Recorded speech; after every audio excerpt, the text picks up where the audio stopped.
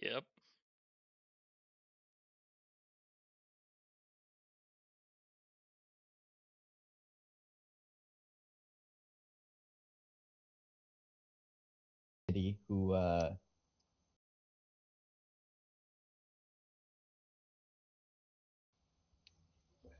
Who seems to control the drug trade and has a casino he runs below the city. Um, I think that's it. Oh, you interacted with some religious people, some Crimson Legion preachers in the Undercity who told you to go to where the intellectual establishment of this religion is. Um, Justin, do you have a name you want to give this religion? Because it's sort of we haven't given it the broader religious movement a name yet.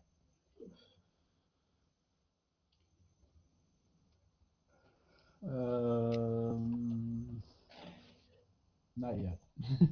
Okay. uh, Open suggestions.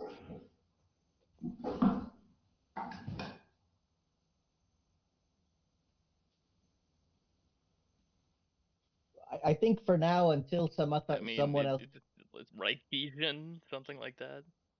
followers of Rikus, Yeah, uh, uh, that yeah, makes sense. followers of Rikus, I think that seems fine. Because the Crimson Legion is a specific military arm, which is not the whole religion. Okay. Um, yeah, so you have gone to sleep, I guess, after the arena fight, woken up, you've leveled up. Um, what do you want to do? So it's 2 days at this point until you're supposed to head out with the Melchiot caravans, um, and do that attack on the five legions of Tyr of not Tyr, Uruk.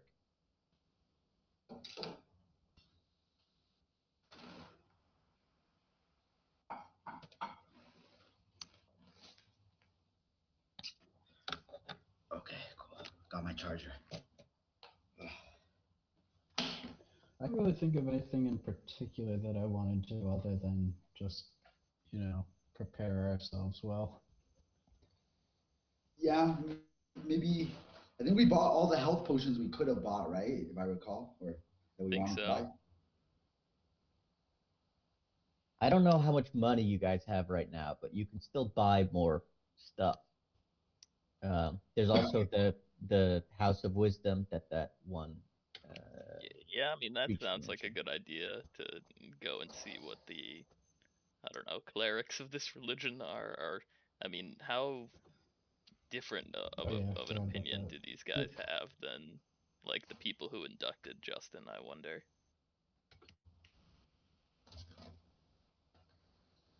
Do we do we want to do that before we do this sort of main attack thingy, or do we want to do it after? I'm game for I pretty much think I either. probably do ought to go there, kind of get their blessing and whatnot. All right, Seems like a good thing to do before I might die. I feel you. It's a religious thing as well. It just seems Uh, strange because they're like all humans, right? Or mostly. why do you say that? The guy who was underground was a human. The guy who was, yep, that's true. And General Aegis is also human. Yeah, and like all those, I don't know, followers of Rikus who were humans who were on the plantation were not mules. Yep, that's true. I mean, you have seen, I mean, if you just walk around the city, you see it's maybe 5% mules. It's Hmm. mostly humans and then maybe 10% dwarves and 10% elves. And then smaller number I mean, we're various other literally at species. like 98% of mules are in the Legion. So Is that right? I What mean, is seemingly, from our experience 5%? at least.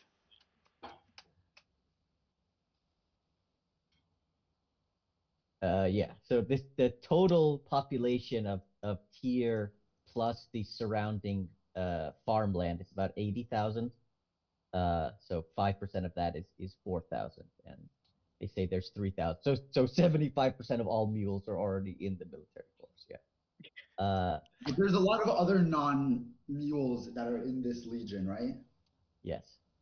Yes, The there are. I mean, auxiliaries.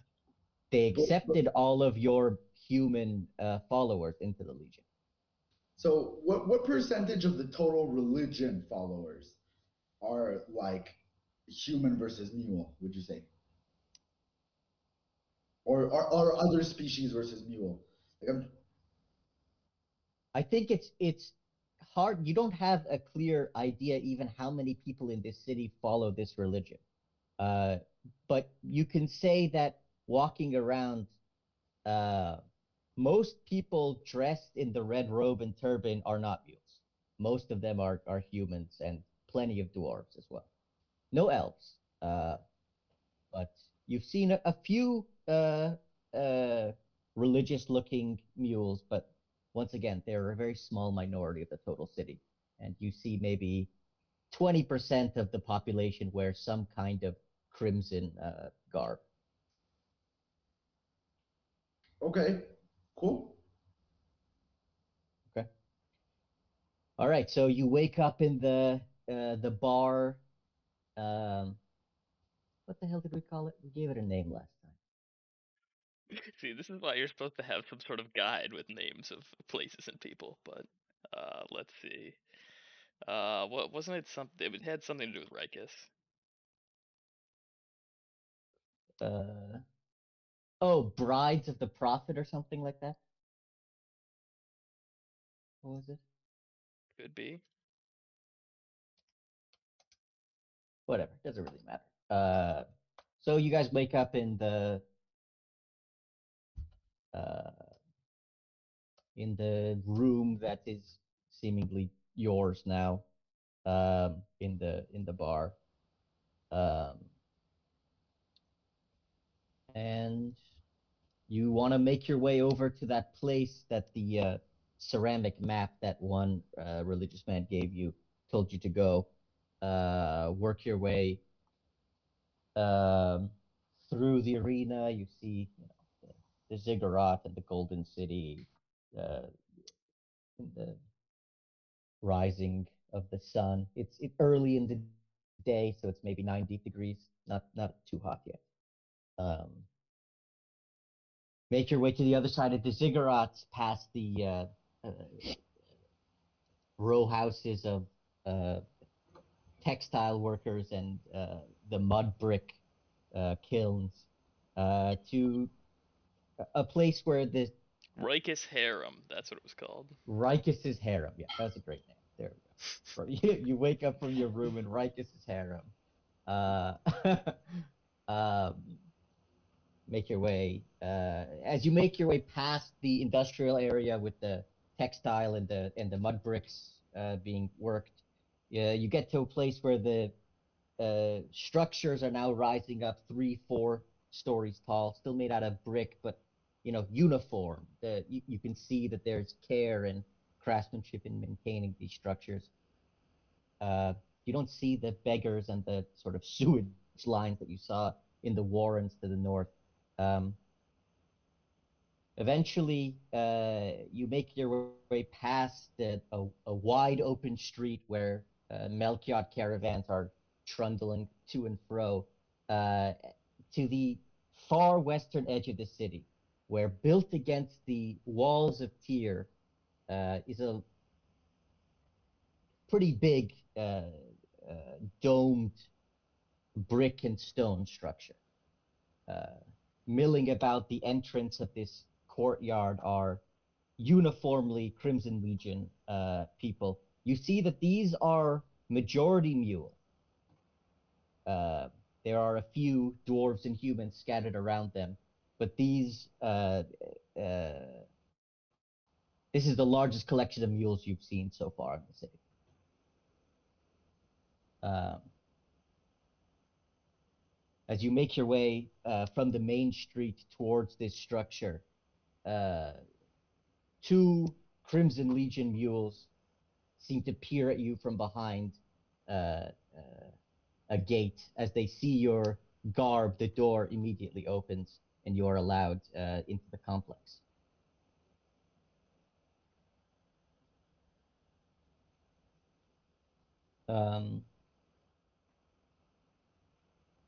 So basically, there's a large courtyard where people are gathering in small groups and talking to each other.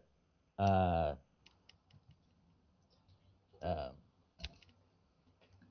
Sorry, this is the merchant district you said? yes, Okay. it's adjacent to the merchant district. There's like this complex on the far western edge of the city. Cool. Pretty interesting. You see small groups of mules discussing amongst themselves various topics. One, as you approach, uh, you see one particularly tall mule. His clothes seem to be cut and damaged. Mules are all pretty tall. This guy's like maybe 8 feet tall, so you sense he might have giant blood in him or something. He seems to be commanding a group of around 20 mules.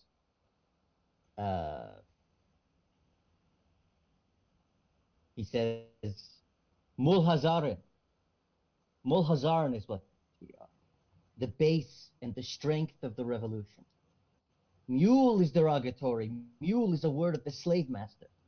We must always remember what we are. We are the sharp edge of change. We must discipline ourselves, to discipline our minds. Never forget what our destiny is on this continent. Scholars tell us that the tablelands contain all that is left of this civilized world. Yet we know that the diameter of our planet is many times the size of our small region. There is a great destiny before us. We simply must have the will to seize it. You see a murmuring of support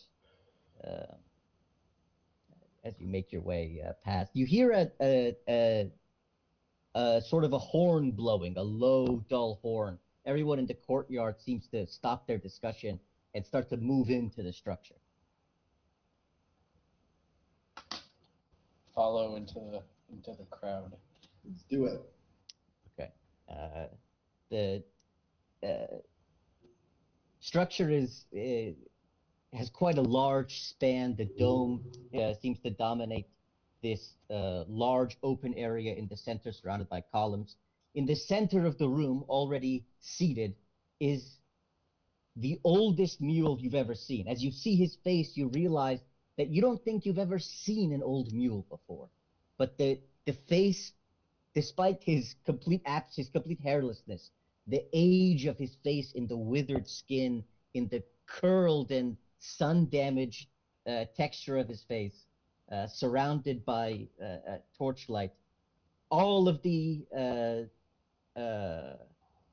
various men sort of sit in a circle surrounding him. He's the only one who's seated. Uh, you're, uh, he begins with a brief prayer. Justin, you would be familiar with this as this is supposed to be um,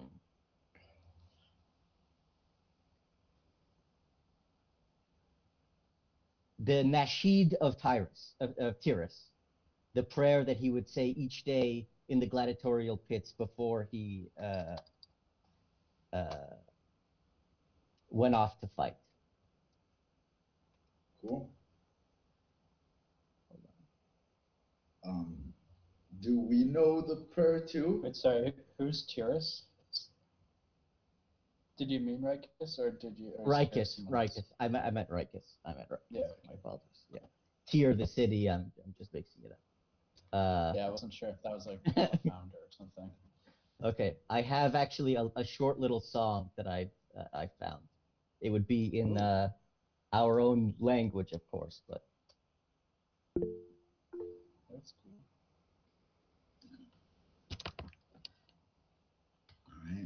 check it out.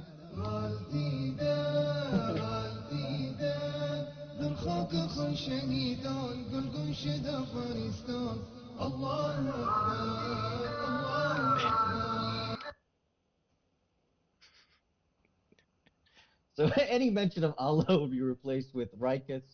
Of course, in Afghanistan would be replaced with Tyr. But aside from that, it is contextually identical. Yeah, the comments on this.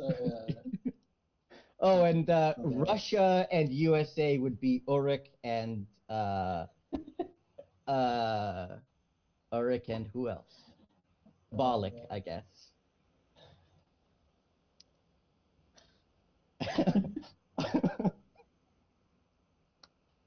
Oh man.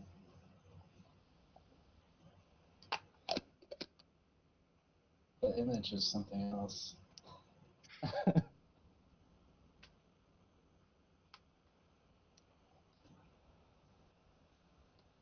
So his voice sort of his frail old voice grows stronger as he chants out this song, and sort of swaying back and forth in concentric circles, each man holding the shoulder of the man adjacent to him. The group of Crimson Legion men sort of sing along with him, murmuring the words underneath their breath. The old man's voice grows stronger and stronger as he talks about the destiny that they have to remake this world.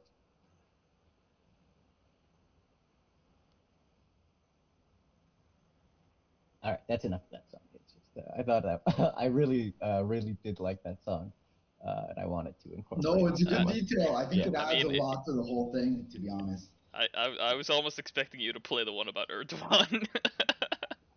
No, that's not. Did you guys scroll down in the song and see all? I mean, I don't know they're Taliban, but they're talking about how Afghanistan will never be taken and how they will kick out all the invaders and shit. Yeah, I'm reading the comments. Oh boy. It's Pretty good. I was reading this guy, this Palestinian political commentator.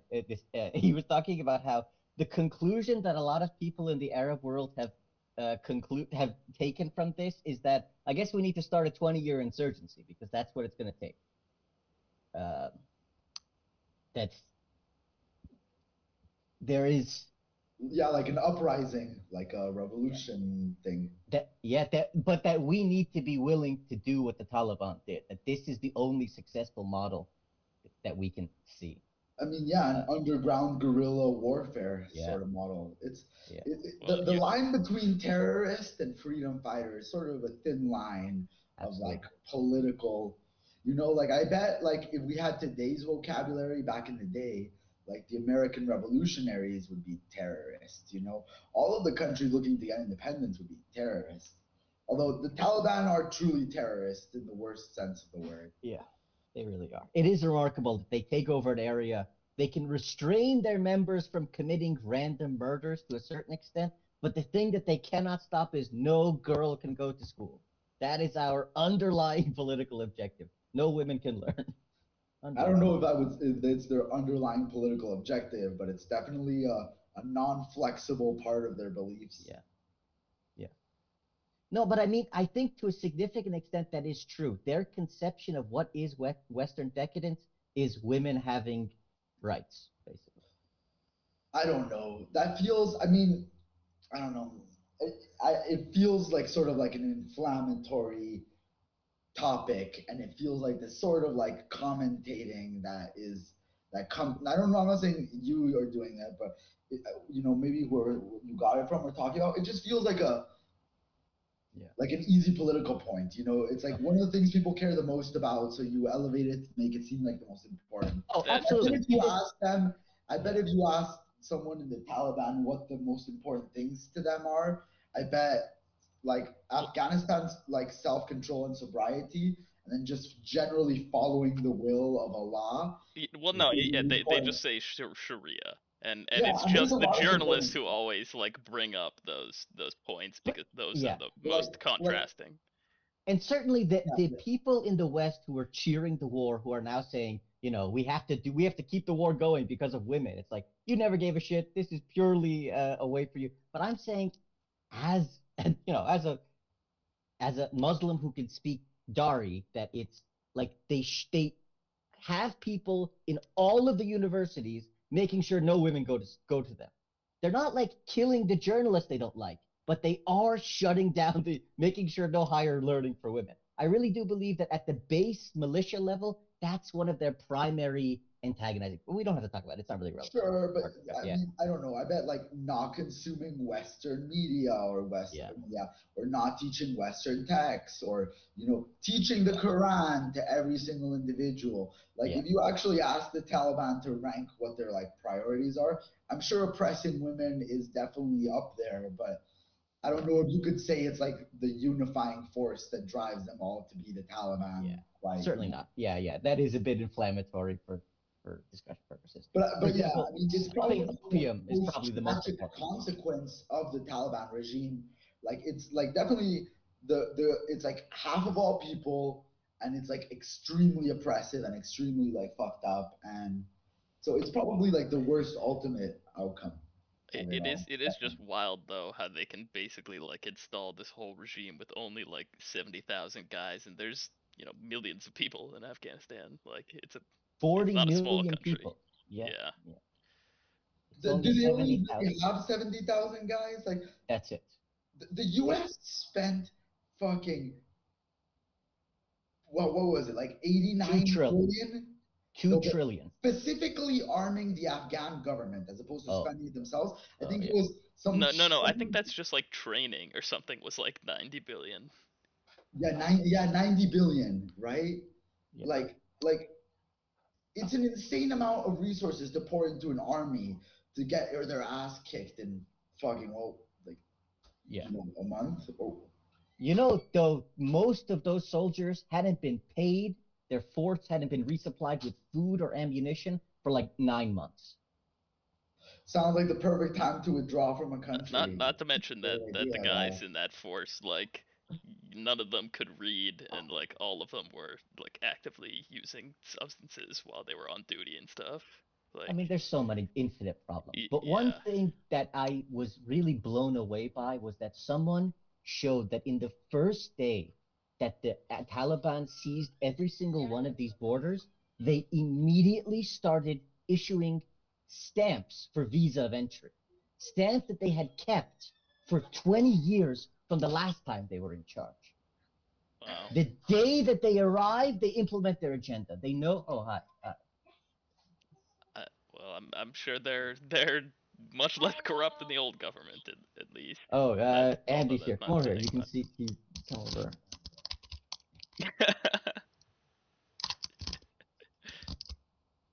¿Qué onda? ¿Cómo estás?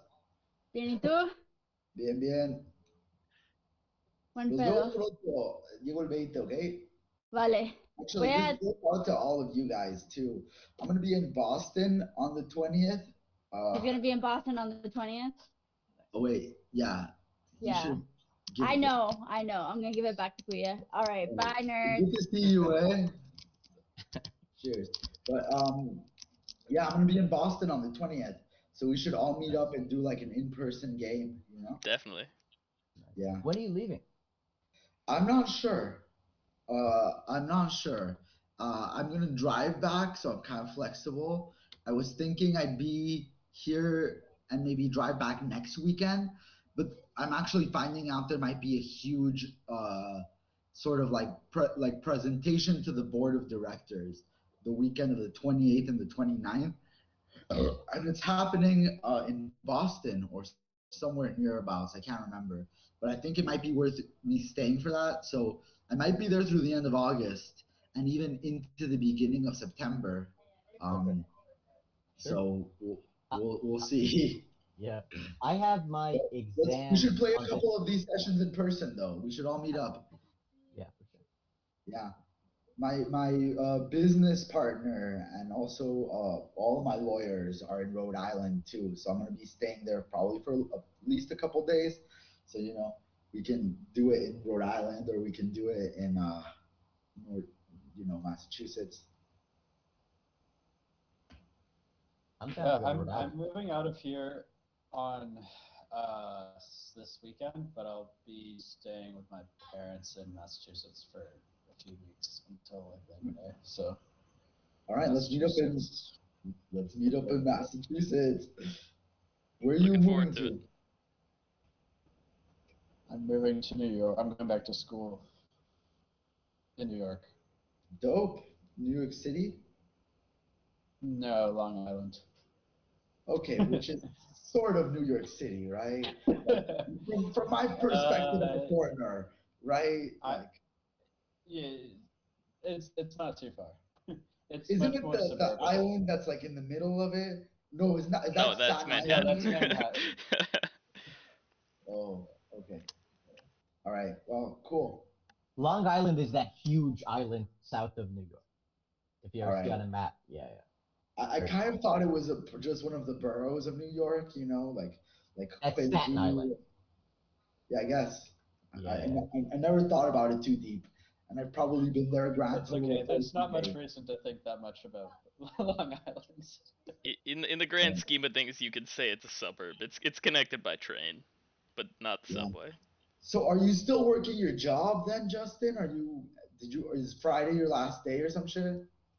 I'm gonna work part time while I'm in school, unless I can't, and then I'll quit. If I do.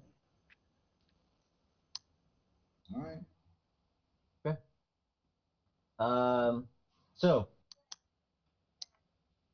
the old man, who you learn his name is Montazeri.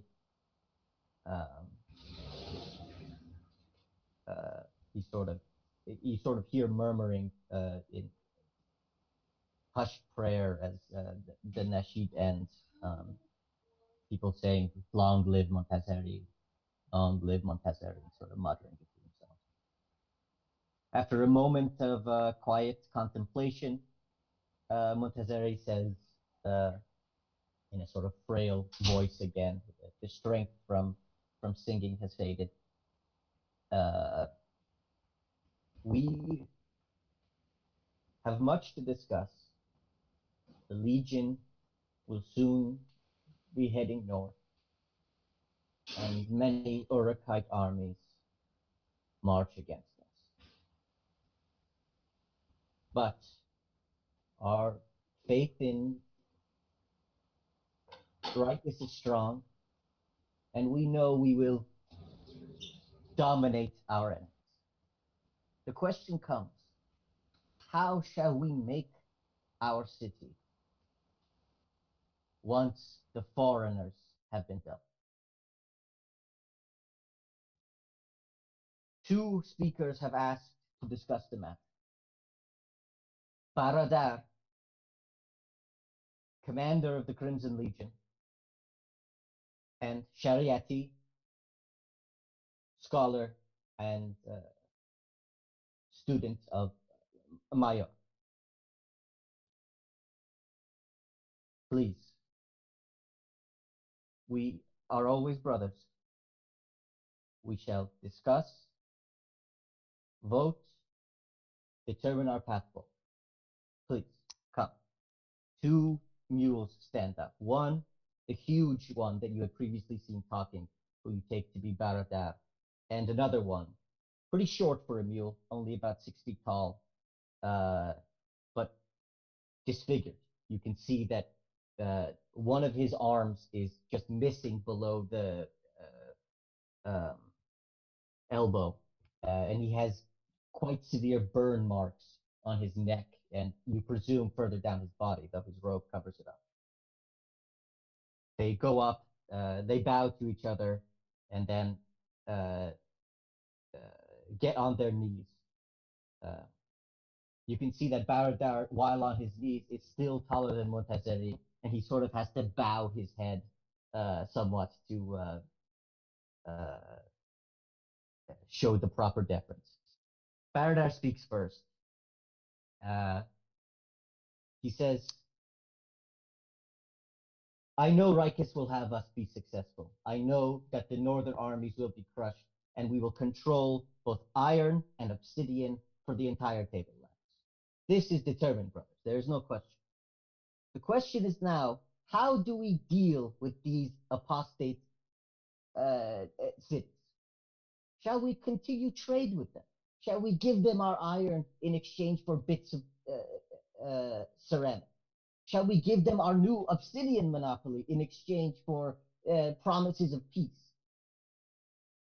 I think, with all respect to my conciliatory friends, the time for consolidation of the revolution has come. The serfs in the Faroe lands, in the cotton fields, their fury will overwhelm their masters, and we must arm them to do so. When all of the food, when all of the cotton, when all of the exit routes of this city are secured, the Golden City will burn. Everyone who stood with uh, uh, uh, the dictator, the slaver, the killer, must be cleansed. These apostate churches, these fire temples and earth temples, they must be destroyed. Change must spread from Tyr out, and there can be no stopping the revolution. He bows to Montazeri, gives a smaller, curt nod to Shariati, and then sits back on his heels.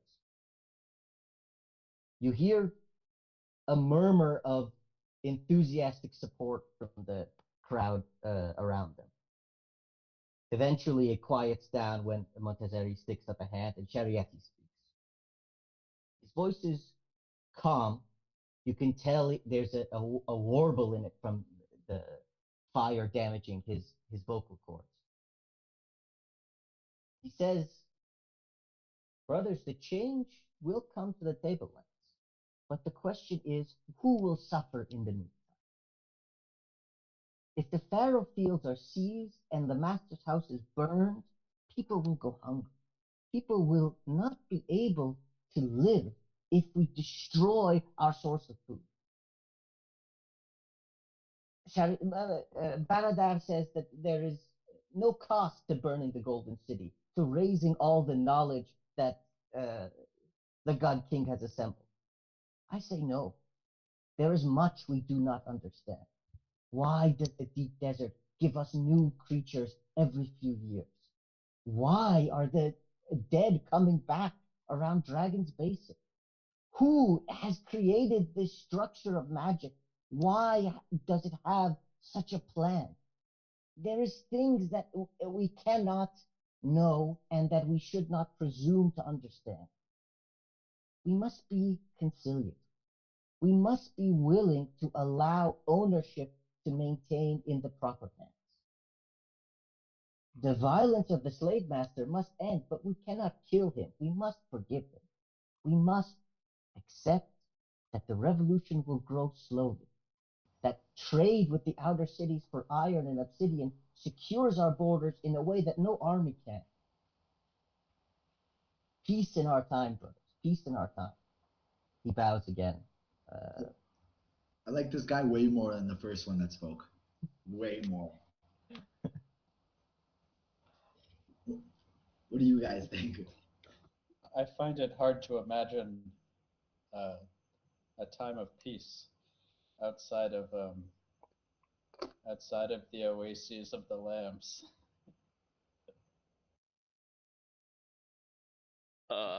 But Yeah, out of I'm game, I do like that guy more.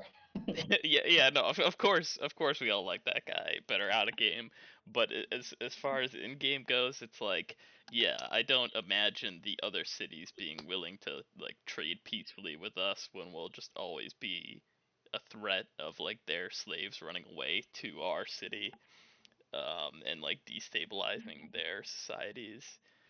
Uh, And yeah, make an insight check. okay, I think part of the issue is they have no choice almost. There's especially with the obsidian, that's a monopoly. I think we're the only people that have that.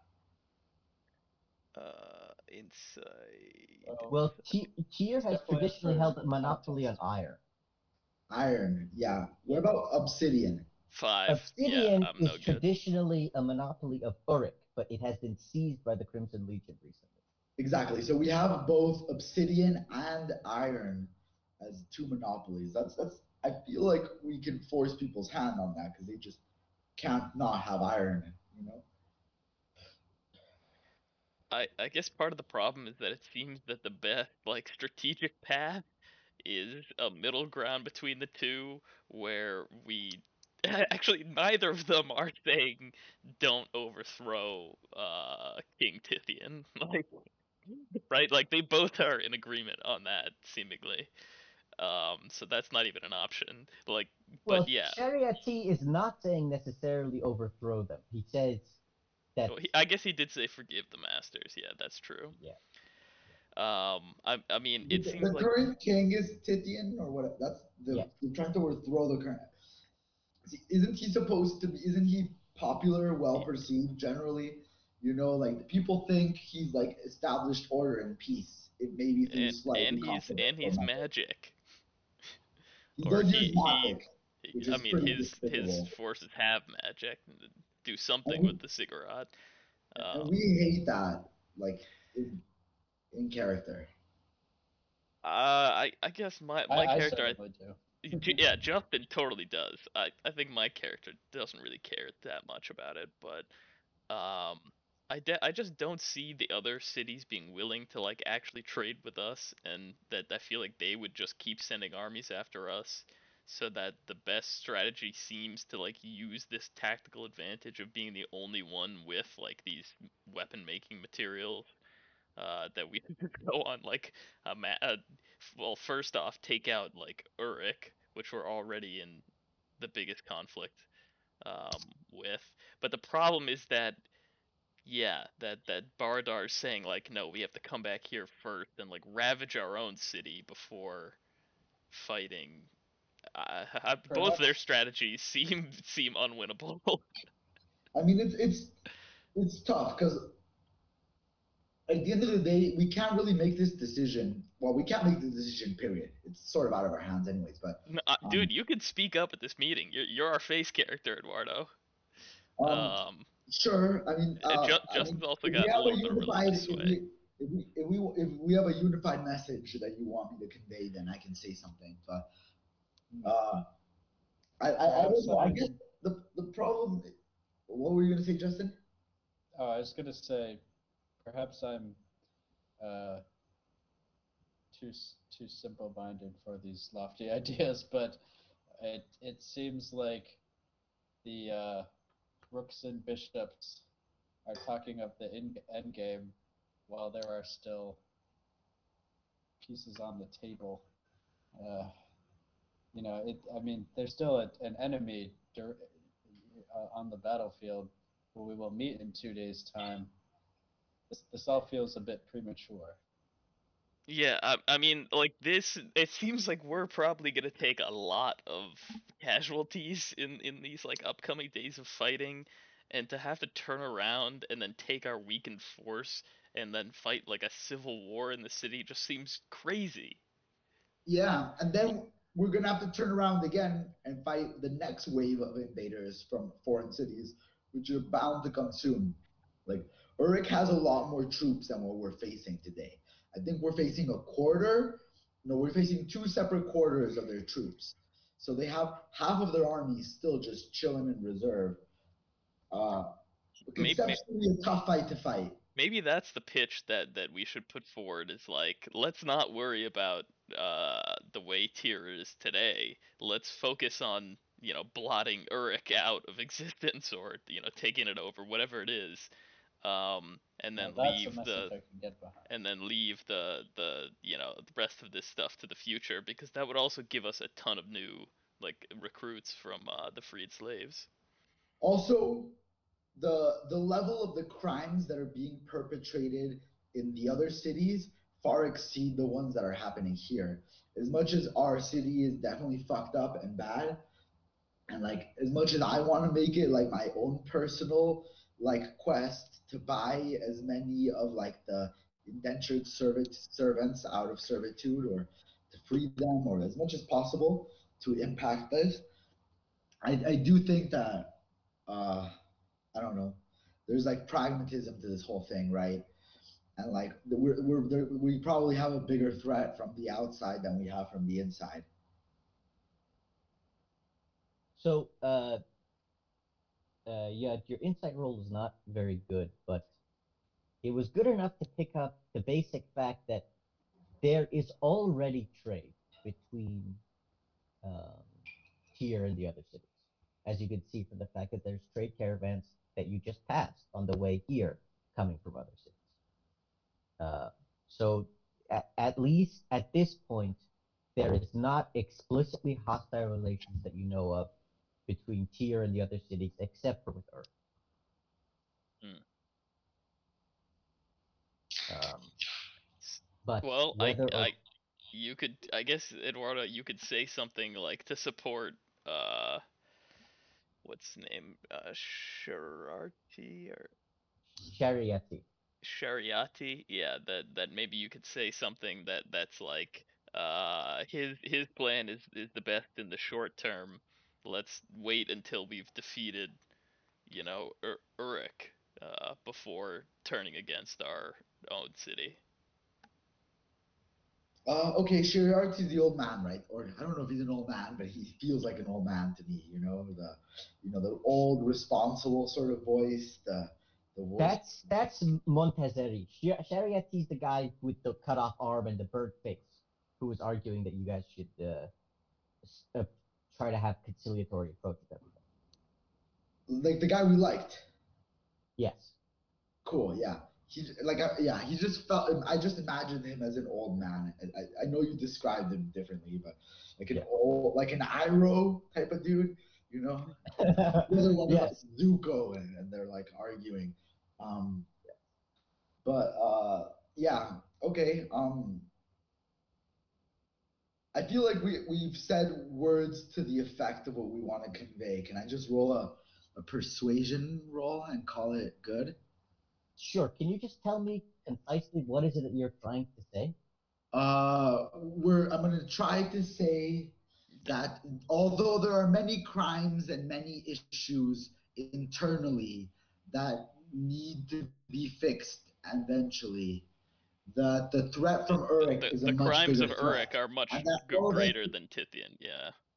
yeah, and that And all, they yeah, and still that have all of us soldiers being on the happy. battlefield to be crushed. Yeah, exactly. And that also united currently are barely enough to hold them back, and that the crimes that are happening there are worse than things that are happening here, and that our existence depends on our ability to fight them off. Sort of those sort of Okay. ideas. All right. Roll a persuasion roll. So Shariati Baradash finished speaking. Montezeri, the old man seated, sort of rises up a bit and says, "What say you, brothers?" All right. So I rolled an 11. Okay. So that was an average speech, just Yeah. average. So you hear No murmurs. changed. You hear some murmurs. You get the sense that the audience is somewhat split. Maybe a slightly smaller group supports Shariati, but it's still a strong percentage. But Baradar's eyes sort of narrow as he looks at you. Uh, he seems surprised that the first person who spoke against him. Um, I'm gonna quickly intercede, and I'm gonna say, although it is definitely hard to argue against either of these great minds, clearly such passionate souls and such great figureheads to have speaking at the head of this movement. Even though we disagree, it is impressive that we have such great intellectuals as both of these that are guiding this movement forward and leading the dialogue. okay. Yeah. Once we've destroyed Uruk, then if we still think that Tithian. All right. Wow. Uh, I rolled a you nat one for the second persuasion. okay? So as you sort of attempt to appease Baradar, a tone of your words are nice and they're delivered okay, but there is an unmistakable tone of sarcasm that leaks into your voice. Baradar's eyes narrow further and he looks down. you hear a somewhat frustrated murmur from one group in the mosque, but uh, Montezeri raises his hand and people quiet down. A couple of people speak after you guys, speaking in favor of Baradar mostly, but a couple in favor of Shariati as well. People discuss what they think should be done to the farms surrounding it. There seems to be kind of a split in the debate. It seems like people are mostly opposed to Shariati's idea of uh, reaching some kind of productivity-based agreement with the agricultural sector. But the idea of burning the Golden City, to burn the gardens and the center of all of this development, seems to be quite a shaky concept. There are some angry voices. Two of the 8 people who spoke in favor of the Golden City, but it seems like those extreme punishment actions that Baradar wants to take are not very popular at this time. After some people speak, Montezeri stands up. He says, if you can see him sort of, his bones you can feel are creaking, and he has to put his hands on both Shariati and Baradar's shoulder just to sort of stay standing. He says, there is much we must discuss in the days to come.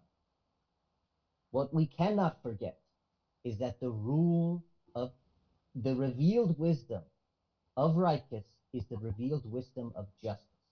Our goal is to bring peace and justice to this world, to make it so that all are applicable under the eye of knowledge and goodness. Go, soldiers. Find your peace. Find your companions. Break bread before you must travel, and be victorious. Come back, and we will make of this city what we choose. A victorious, somewhat cheerful tone. People, nice.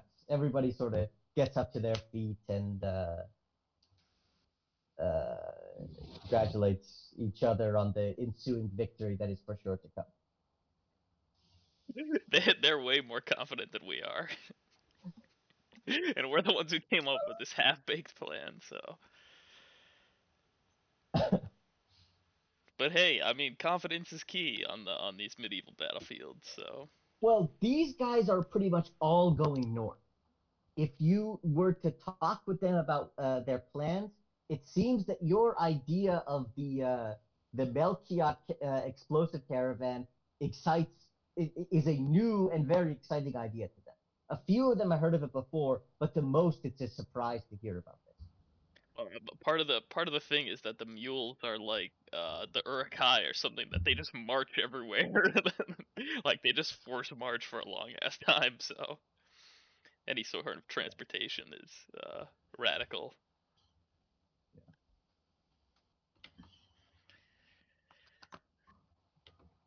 I like that we're going to be fighting slave armies.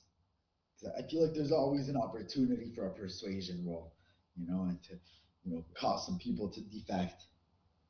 Absolutely. Well, maybe that would be the case in like the northern battlescape, but like we're just gonna be dropping bombs on them, so we're more just trying to make them flee in terror. I don't think you could really stop and have a conversation. Yeah, definitely not for this battle, but sort of But in long. general, I mean, one of the things that made Islam such a powerful foe of a much larger thing like the Sassanids was that they would like go to the battlefield and everyone is a peasant that's being marched, and they would say, if you abandon your commanders, we'll give you your homes, and then people will just like turn on the commanding soldiers and kill them in mass. So it's like, Yeah, why am I fighting for you? This guy's gonna bring me something like justice. yeah. Maybe what we could do is after they start like running away all over the place, we can like, track them down and convince them to join our side. We'll see. Yeah, or maybe it's just a future battle thing or a future circumstantial type of thing, but it's always like a potential conflict resolution, and it Yeah. seems like we're going to have a fair amount of conflict with Uruk, so. I mean, if anything, the problem is that like on the northern battlefield, where it's like much more likely for them to do something like that, the Crimson Legion is just so bloodthirsty. I feel like they might not even leave any prisoners or anything. Well, Like, that's the other side of the army, is that if you surrender, you join us, we'll give you what you want, but we don't give quarter to our enemies who fight at that point.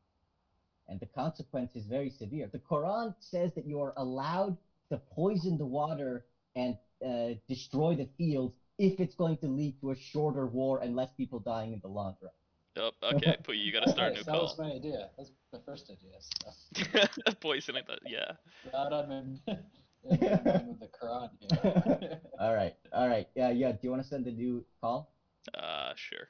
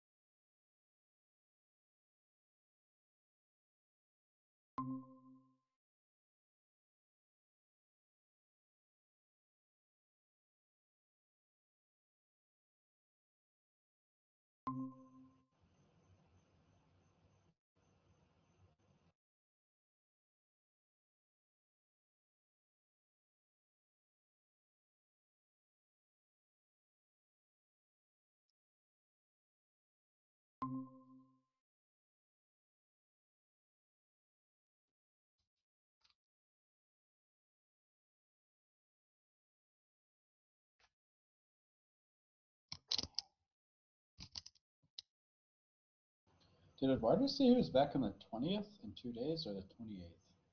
He 20. said 20th. 2 days.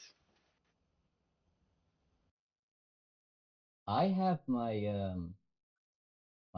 license exam on the morning of the 23rd, so I'm gonna be really busy this weekend.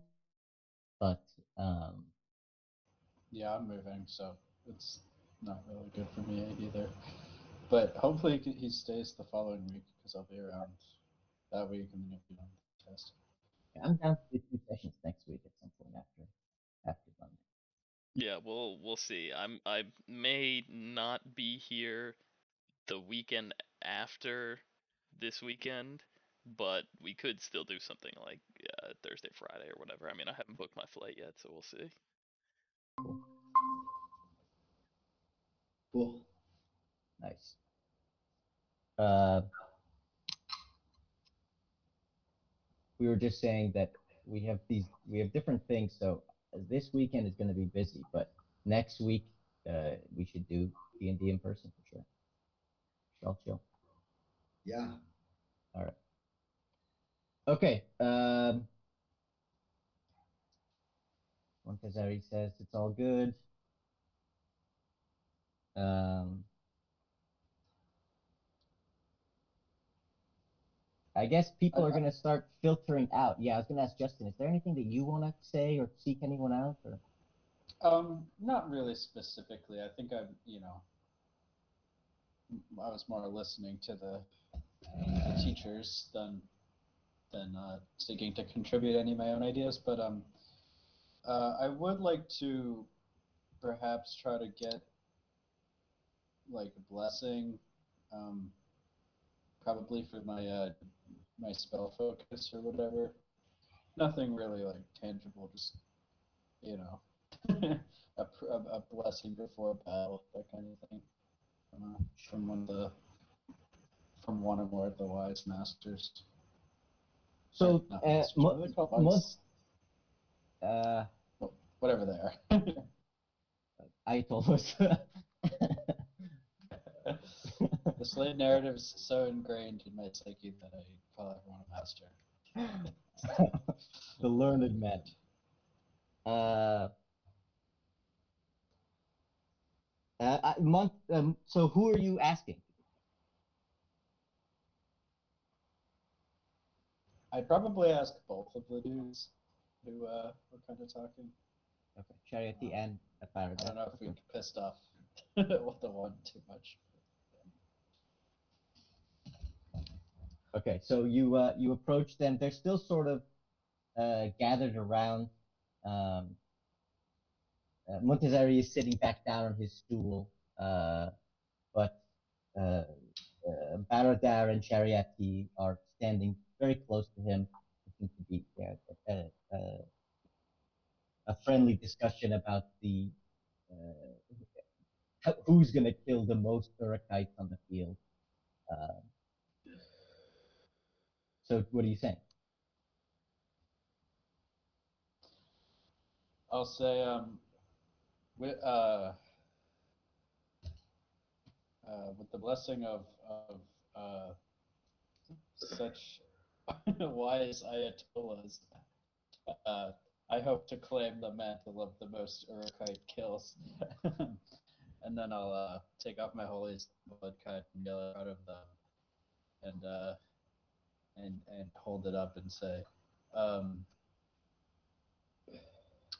"This will be my first major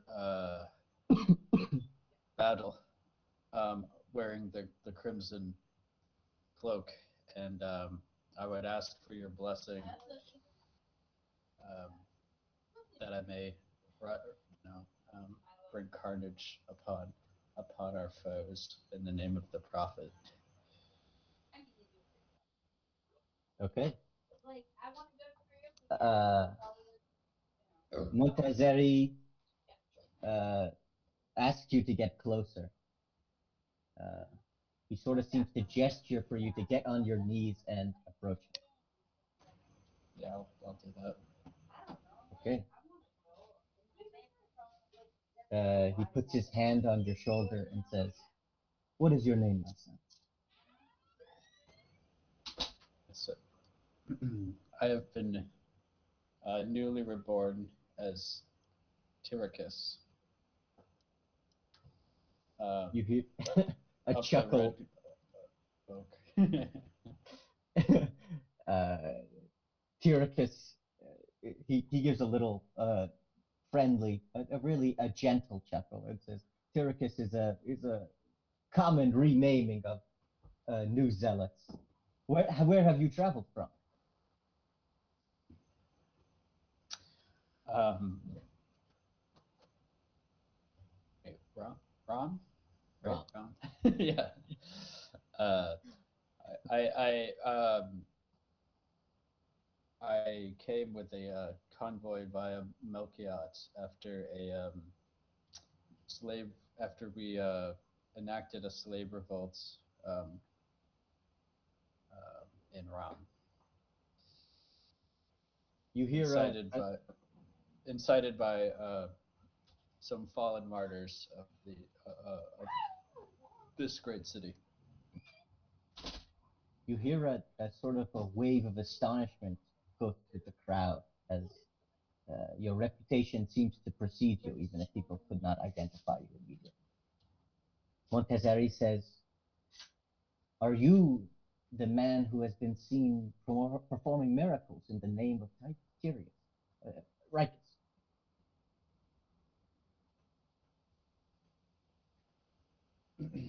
I am not though my skin bears the wrinkles of age. I am not far enough along my spiritual journey to know if what I have witnessed and done can constitute a miracle. That is for the prophet, or at least for the wise men such as you to determine. Um, but I have long recognized uh, the spiritual calling and gift within me, which has drawn me uh, uh, the to this city. Um, yeah. He uh, opens his hands, uh, and appearing in the center of them is a small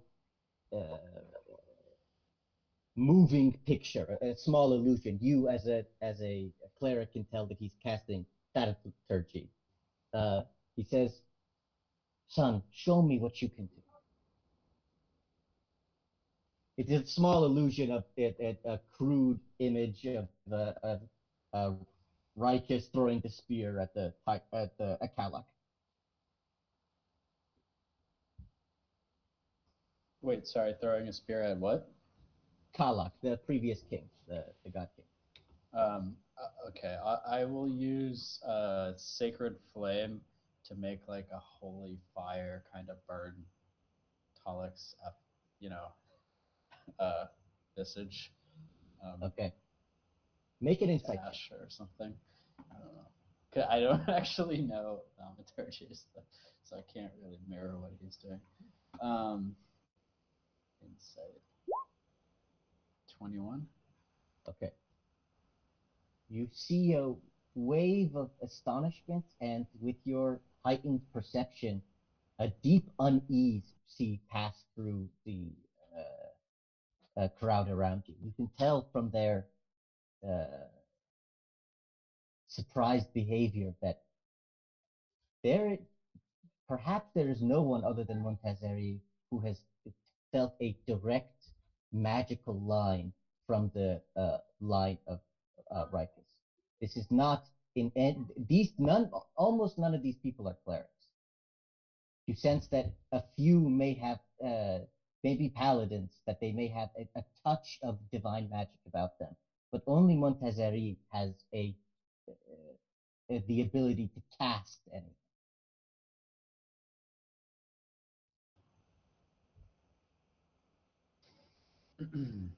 I'll look around and say, "Fear not, brothers. The gift which I draw from the prophet's will is not those evil magics um, of the sorcerers who defile the earth, um, but is a righteous concentration um, of the spirit of our cause, which I will bring down upon the Urakites and smite them where they stand." All right. Something like Make that. make a persuasion. Not very good at that. Oh, 17.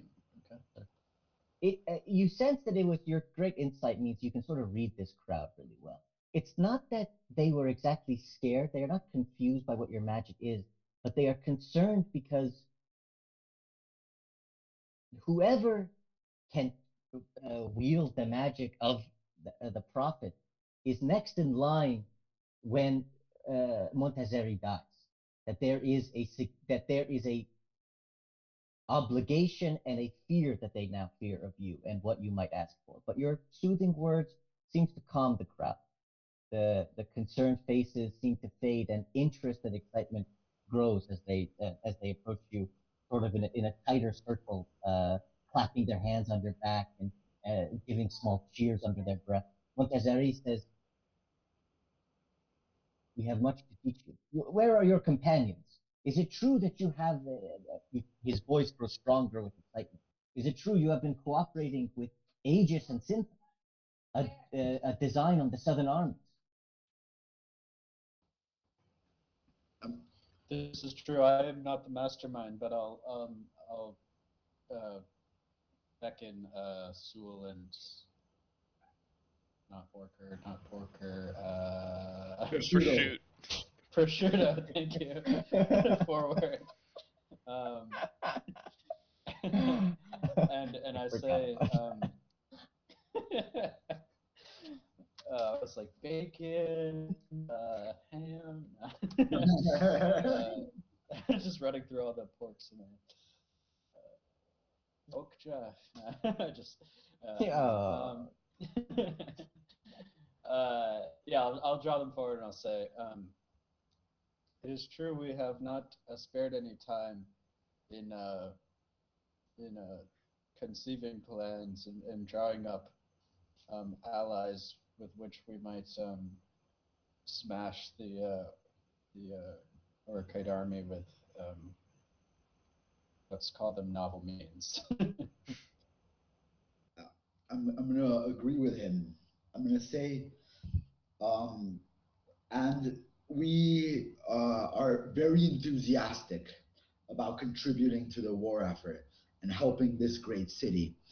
As a matter of fact, I can't help but have overheard that you men were arguing over who would kill more of Uruk in this upcoming battle. Now, I know we're new to the arena, but I suspect me and my two friends here will kill far more of the men of Uruk than you will kill. And I was wondering if you would be that willing to do a friendly wager, something we can all stand behind. Because I think something all of us can get behind is the freeing of slaves or of the indentured. So I propose this to you. Whoever kills the most, the other two must each be responsible for freeing 500 men from slaves or must pay off the debts of 500 indentured servants. Only then can we continue to spread our great cause. All right, persuasion. So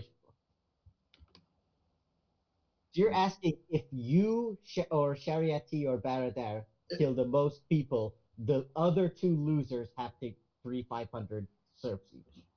Or if we lose, they have to do it. Okay. God, I'm rolling shit persuasion. 10. But surely this is a cause that they care about, which I don't know. Yeah, I think you're not Unless winning they're them over arrogant. with your. Yeah, I don't think you're winning them over with your charm at all, but they are honor bound to a certain degree to agree, I think. Yeah. You see Baradar's eyes once again uh, sort of tighten for a moment, and then you can see it passes uh, as a jovial smile crosses his face, and a deep chuckle breaks out from his throat, and he says, "You have yourself a deal. No one can kill more than me." He takes this uh, obsidian dagger off of his waist and says, "This alone has tasted the brain of 100 masters." Phenomenal. What I'm most happy here is no matter who loses, what wins is our great cause. And I'm gonna say it kind of loudly so people can overhear it. And then I'm gonna say, but sure. I mean, there are three of my companions though, and each of you stand individual. So maybe you plus your two best allies, whoever they may be, you may each choose two, and then you may compare your death toll at the end to mine, and we'll see. It will be a true pleasure to compete against you, and I'll shake hands. Uh, Baradar takes your hand, grips it strong. Give me a strength roll for me. Okay, let's see. I roll less shit. 14. Okay. Uh, he's very strong, but that you basically tied. Uh, you both of your grips are iron in your hands, and you feel an intense and you can see the tightening of the muscles in his forearm as he attempts to crush your hand, but you, despite your frailer figure, resist and look him coolly in the eyes. Uh, a quick nod to you and Montezeri. Baradar leaves, and maybe 60% of the uh, members of the mosque filter out behind him. Uh, I didn't even get to say my piece. Prosciutto stole the show. what do you want to say? Hold on, No, you can speak. I was just gonna say like I was a slave under the masters of Uruk, and I look forward to paying them back in kind for these scars, and I like point to my forehead and the like whip marks or whatever on my back sort of thing, and flex my Okay, muscles. make a performance roll. Sure. Um, 11. Okay. You see some mutterings of approval. Everybody loves anybody who kills Uruk. Death to the masters. Yeah. Yeah, for sure. Oh. Baradar looks you coolly in the eye. Shariati, as Baradar leaves, Shariati approaches the three of you. Um, his voice is still gravelly, but you can make him out distinctly. He says,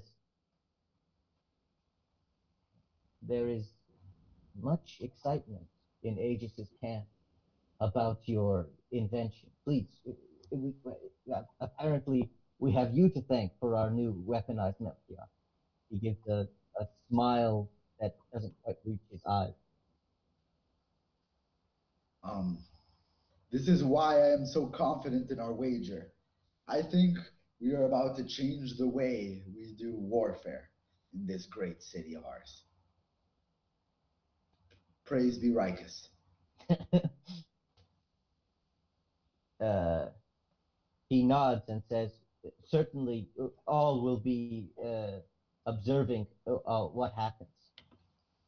It will give a significant edge to anyone with Melchiats, a perhaps insurmountable advantage of uh, uh, what was previously a tool purely of trade and uh, commerce and communication. Yes. We, we may regret these occurrences, but may it bring the revolution victory, brothers." Seem to not be very effective inside of a dense urban area. So that that will always be won by strength of arms. But yes, this will help us defeat our enemies in the field, most assuredly. It will help Master Is Cinta there defeat is our there enemies. sorry, quick sidebar. Is there a city that's famous for having a lot of Melchiats? Maybe. You, you can roll a history check for me. Cool. That is a good question. Yup. Because we get to do this as a surprise round once. 18. Okay, that's the first time I rolled well. Okay. And on something with no, your No modifier bonus. is 0. Yeah. Yeah. Okay, so somehow, I guess you asked about the origins of Melchiats after Master Cinta mentioned them to you. The great desert of the south is where Melchiats are found. They can only ever be captured in the wild, and there's never been successfully bred. So the southernmost people, here is one of them. The other city that's actually further south is Bala, sort of based on Rome. They are Melchiot traders. Many times they will capture them from the south and then sell them to either trade merchant caravans within the city or other city states. So Okay. we are probably relatively um Well placed among. relatively also in the south, right? So we probably Yep. also get some Melchiats. Yep. But okay, so there's one city that's totally going to be What's the benefiting name from of the this. city? Balic. Balak. Balic. I gave you that little map with the description of the cities. Um, so the desert world, basically south of you is a massive desert whose extents have never been mapped, where lots of uh, where the Melchiats are from. To the east of you, there's the Silt Sea, which is just an ocean of silt. uh, um, North is a That waste. seems extremely valuable. What? An ocean of silk? That sounds Silt. like it'd be. Silt. Oh, Silt. silt. Silt. Silt. Oh, okay. That's a lot less Extremely, valuable. extremely fine-grained soil. Uh, so it behaves sort of like a liquid. You can, for example, sail a vessel on it, but it's it's soil. Weird. Yeah. Okay. To the north, there's uh, uh, a wasteland of volcanoes and uh, dead land that is destroyed. And then to the west is this massive mountain range that defines the edge of the tablelands. What's above that and to the west of that is not quite known. Okay. Uh, okay, so that's just a brief history and geography lesson. So yes, Tyr and Balak would benefit enormously from a Melchiot revaluing. All right. Well, Chariati seems to consider your words and what it might mean for the future. He shakes you all of your hands. When he comes to you, Tyricus, he looks into your eyes deeply. His one hand claps you on the shoulder, and he says, "I hope you will lead us well, brother. May you bring glory to rights and glory to you." I will do my utmost. Thank you for your kind words, and may you also do well, and may all He of was us do well in this great war. You he want was him. he was saying that to Justin actually. Oh, sorry, No problem. my bad. No I problem. thought it was Yeah. funny if he was clearly addressing me and Prosciutto was like, yeah, no problem. Gary looks over at Prosciutto and gives him a nod, and he walks out. It, yeah, I mean everybody's filtering out. Montezeri has some younger mule sort of help him to his feet. He seems to be walking back into the complex. It seems like there are some rooms in the back where some people are going off to rest or sleep, and uh, adjacent there seems to be some people cooking some food. A lot of people are sort of milling around the courtyard, and some people are leaving.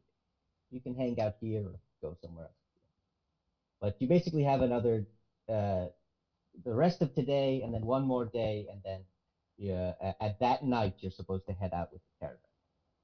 So is there anything in particular you want to do? We don't have to role play the whole thing. We can just sort of fast forward. Well, maybe doing some more training exercises, sort of thing, with Rams. I mean, they're planning on going like to the with the northern expedition, right? They are leaving today. Okay. Yeah, probably quite soon actually. So you can sort of give them a rousing speech or tell them something before they go, but you probably don't have a lot of time to train with them.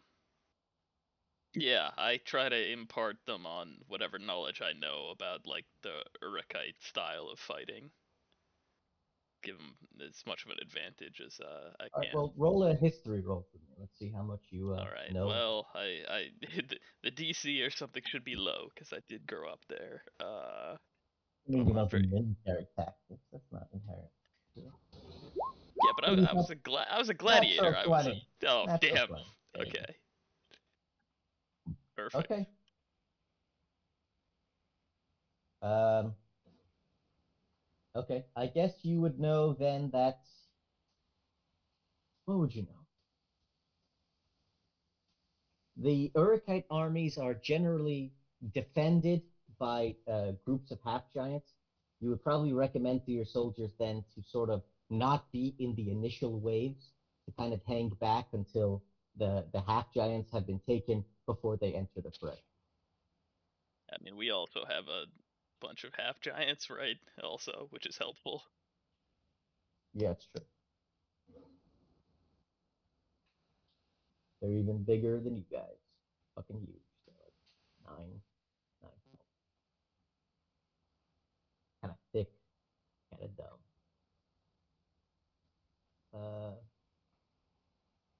Okay. Um, Anything else either of you guys want to do today in the city? I I have a question. mean, What's the trigger to actually make the Melchiots like blow up? So their plan is it's basically a train with only one car, and that car is explosive. The plan is to run the train, drop the car, let the car explode. The Okay. specific trigger previously, the dwarf companion of Sintha, you didn't get his name. He thought there should be a Crimson Legion guy inside of there to light it, but you guys sort of rejected that plan. You don't know what the specific trigger is, but the explosives are going to be separate from the Melchior. So we're gonna like basically be like, I don't know, like Hannibal meets like the Taliban. Yeah. something like that.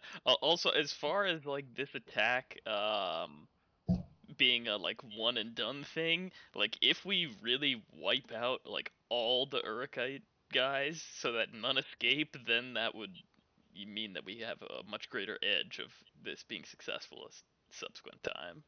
I doubt we're gonna be that successful. I feel like if we do super super well, like if we roll amazing, we might take out like half of the army. Like Yeah, you know, that's true.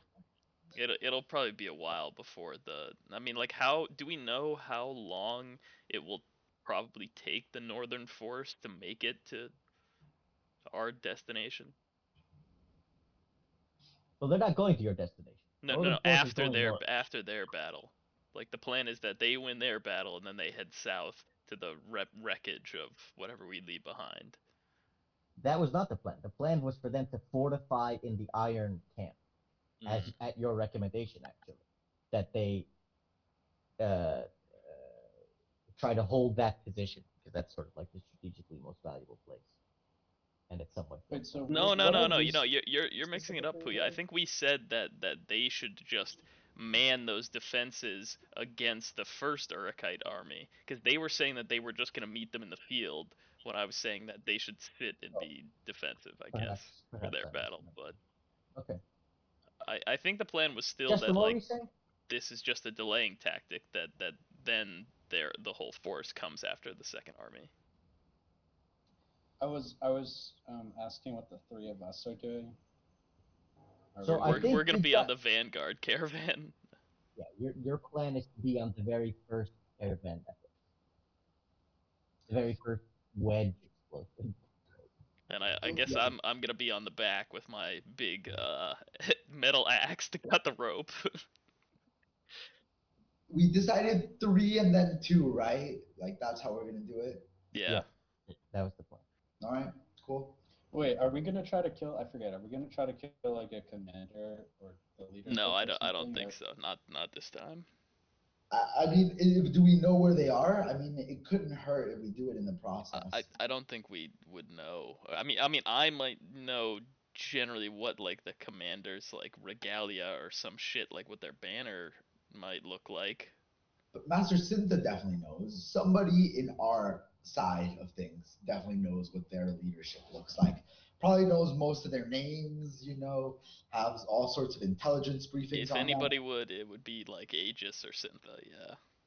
Yeah, Probably Syntha. maybe because both. aren't we getting teleported out, right? So Yeah, by the bard. we Yeah. might as well do something where we can get boots on the ground and do some real damage. Well, You're so the saying we're gonna bard that you but negotiated, the bard that you negotiated with Aegis is sort of just your agreed upon. That's not the plan for the Melchior. The plan is for you guys. I mean, what the deal you made basically, Eduardo, was to basically try to get all of the Melchiors out so you could get that bonus for the freed serfs. yeah, I guess the Sure. bard is just insurance. Yeah, the Exactly. bard would be sort of insurance. Now, if you want to do some kind of infiltration, you guys sort of floated the idea of infiltrating in the chaos and then trying to assassinate someone, and then decided against it, I think. But we Because the can. problem is then the second wave comes with the explosives and then we have to like get out of the way and we have no idea what like the blast radius of these things is going to be like or Or I you you know can think try to hit. we would need to be part of both waves. I think well no, that's, we could just switch it up hypothetically to us being on the in the second wave and then or we hopping could off, change but it then so there's only one wave. All 5 of them attack at the same time. We could do that as well. I mean, there's ways we could do it where if we wanted to play the infiltration side, not saying that we should, but if we wanted to, we could. I feel like we're just going to be surrounded by tons of enemies and like immediately going to need to get the bard to just teleport us out of there, right? Unless like they really are routed and then Which they're all over the place. the So thing I mean, I feel like the main advantage of the explosion is the chaos it creates, not necessarily the amount of people it directly kills. So I feel like there should be some follow up where when they're all routing, killing them or something. Yeah, that's well, honestly a great idea to be like. I think that's a great idea.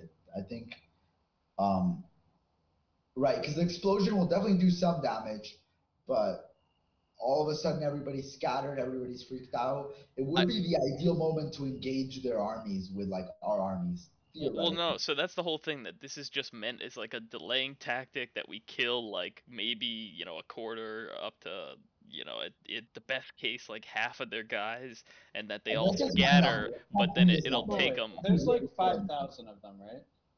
Mm-hmm. I mean, Like, how many are we really gonna kill with an explosion? Maybe a couple hundred at best. we have no idea. These have never been used before. So yes, it's that the idea that we're trying to scatter their army and slow them down because these guys are marching on the city. Is that or I are think they one is marching going on to the the iron Iron Man mine and and the the other other one's going to going the to the Obsidian. obsidian mine? Maybe. Yeah, Yeah. I think that's it. So I guess that's the whole thing that we're just trying to like scatter them so that our force can come and fight this second battle after they win the fortress defense against the first one outside of the obsidian one. So I guess you're right. Maybe if we could be on like the second one and then hop off with the bard and just try to find their commander and kill him in like a small skirmish. But it's definitely risky. I feel like this would be a much. I feel like this would be way more effective as the preamble to a battle. You know, Okay, I to agree disrupt. with I agree with you, Justin. How would we go about changing this plan? I mean, we would have to like. I mean, I Yeah, what that's true. is Okay, what it's is what probably not logistically worth changing. is what Yud is saying right now correct? That there are two armies, but our goal is to defeat one of them first and then the other one later. Because I feel like I recall some of this. If that I remember what the plan that you guys made with Synta was, and I think if you talk to him, you should be able to, if you are persuasive, convince him of changing this plan. So it's still up for debate. Nothing, the caravans have not left yet, but the plan was that one of the armies was marching for the quarry, one of the armies was marching for the iron mine. The one that was going from the north was going for the quarry. The one that was going from the south was going for the iron mine. Your plan, the Crimson Legion's plan, was to have their massed force attack the one attacking from the quarry from the north, defeat them in the field, go to the iron mine, fortify, and wait for the second army to arrive. That was their plan, sort of in the absence of all the shit that you're doing. Now, Hmm. Syntha's plan is basically to smash this army, to try out this new weapon, and uh, uh, defend the city by himself. Sort of. Yeah, okay. I guess that's fine too if they're just saying that they'll defend the fortifications of the iron mine and then we're just like falling back to that. or we could like it, we already are sending one of our we probably already sent one of our armies south to defeat one of them. So what if we just make it our plan for this attack to be the preemptive attack to when our armies fight them? So basically we do this to the other army, then our army destroys them even quicker than they would have, and then they arrive with more troops than they would have had to the northern fort. Because I do think there's a lot in like what Justin's saying that strategically makes a lot of sense. You know what I think we could do without significantly disrupting our current plan and living in the spirit of the Quran is wait, go through their army, cause a big explosion that and also this is pretty evil, that disrupts their troops, and then those of us in the Malkiat go to their like baggage claim where all their like supplies and shit is, and just kill all the civilians that are feeding and maintaining the army, and then leave. And then just let them starve and or be ill supplied in the desert. Yeah, I See, mean that seems very doable that while after we roll through the first round, then we go and attack the baggage train and then like while amidst that the main force gets hit with the second wave, so they're not really coming to interfere with us. That could work. I think that's a that's lot one. easier to do than like going after the commander, which is just going to be amongst like a sea of enemies, as opposed to or like the baggage train will probably be lightly defended. or maybe we can use the first attack to not only create a little bit of chaos, but to scout it out and then direct that the second wave of explosives goes to the baggage thing. So instead of it being like there's a first wave, a second wave, and we're attacking at the same time, we just use the second wave to wipe out like the supplies that they have. Yeah, Puya, do it from my Nat 20 history roll about the Urukite armies. Like, what do I know about their baggage train sort of situation? Like, How much of these guys' gear are they carrying on their person? You were probably a soldier of Uruk at one point, since you're a mule and you're a fighter and you rolled Yeah, so well yeah. for this. Yeah, I think you would know basically how it works. So it's you. Each of the legions has their own supply train that their own Argosy Melchiot caravan basically that just sort of marches along. People can go inside of it, rest if they need to, and keeps their food and water secure. That these things are sort of always alongside each legion. Their commanders and stuff would be in the center of the moving town. Hold So up. So we could be stealing an additional mechy lot for us to have five. personally. There would be five because there's one Argosy 5. for each one of the legions. Each Maybe Argosy is that's usable. the change in the plan that we drop our bombs and that we bring some maybe we bring our Ram's force with us to take these caravans. I don't know, man. I think yeah. I I don't mean, think we should take them. I think, yeah, but I do think we should just destroy them or I do agree damage them. because we have to slow down to take them, and then they have to start slow with the acceleration. Sorry, Justin. I think I interrupted. No, I mean, I think, I think we cause distraction and mayhem in their main ranks, and then while they're reforming their ranks, we go to the baggage train, kill and dismantle the equipment. Maybe a small group of us can hop off while the thing takes a lap, whatever. But Murder it's some like people, destroy some stuff, hop back on, and get out of there or something. I don't really know if we could. Yeah, I mean, I guess if we brought like fire bombs or something, some, hand portable ones with us that we could light their caravans on fire, that's probably possible. I mean, given your great history roll, why don't we just attack this? We already know where the supply caravans are, which is apparently to the extremities. Why don't we just attack them in the supply caravan as the first wave? Like, why wait for the second wave? Like, right? Like, we all, because your history roll already tells us where it is. So why don't we just do, like, if Hmm. basically, why don't we do one in the middle where their leadership supposedly is, and then one on each side where each of the supply caravans are, I mean, and part then of we part do of a the second question is round. will an explosive even kill a Mechidlot? Like these things are huge and like armored. Uh, I don't know, but I don't think we have to kill it. We can just wound it severely, you know, cripple it maybe. I suppose. I don't Uh, know. If well, I we're mean, attacking but the one, problem is we only have 5 of these explosives to portion out. So do we want to but do 3 and 2 and decide which one is a higher priority target, their troops, or I think you guys are also you should consider that one big weapon is the actual Melchiot itself. The ram, the wedge that you're going to be cutting through. You could try to maybe target the Melchiot or target the caravan or target a specific part of the yeah, formation.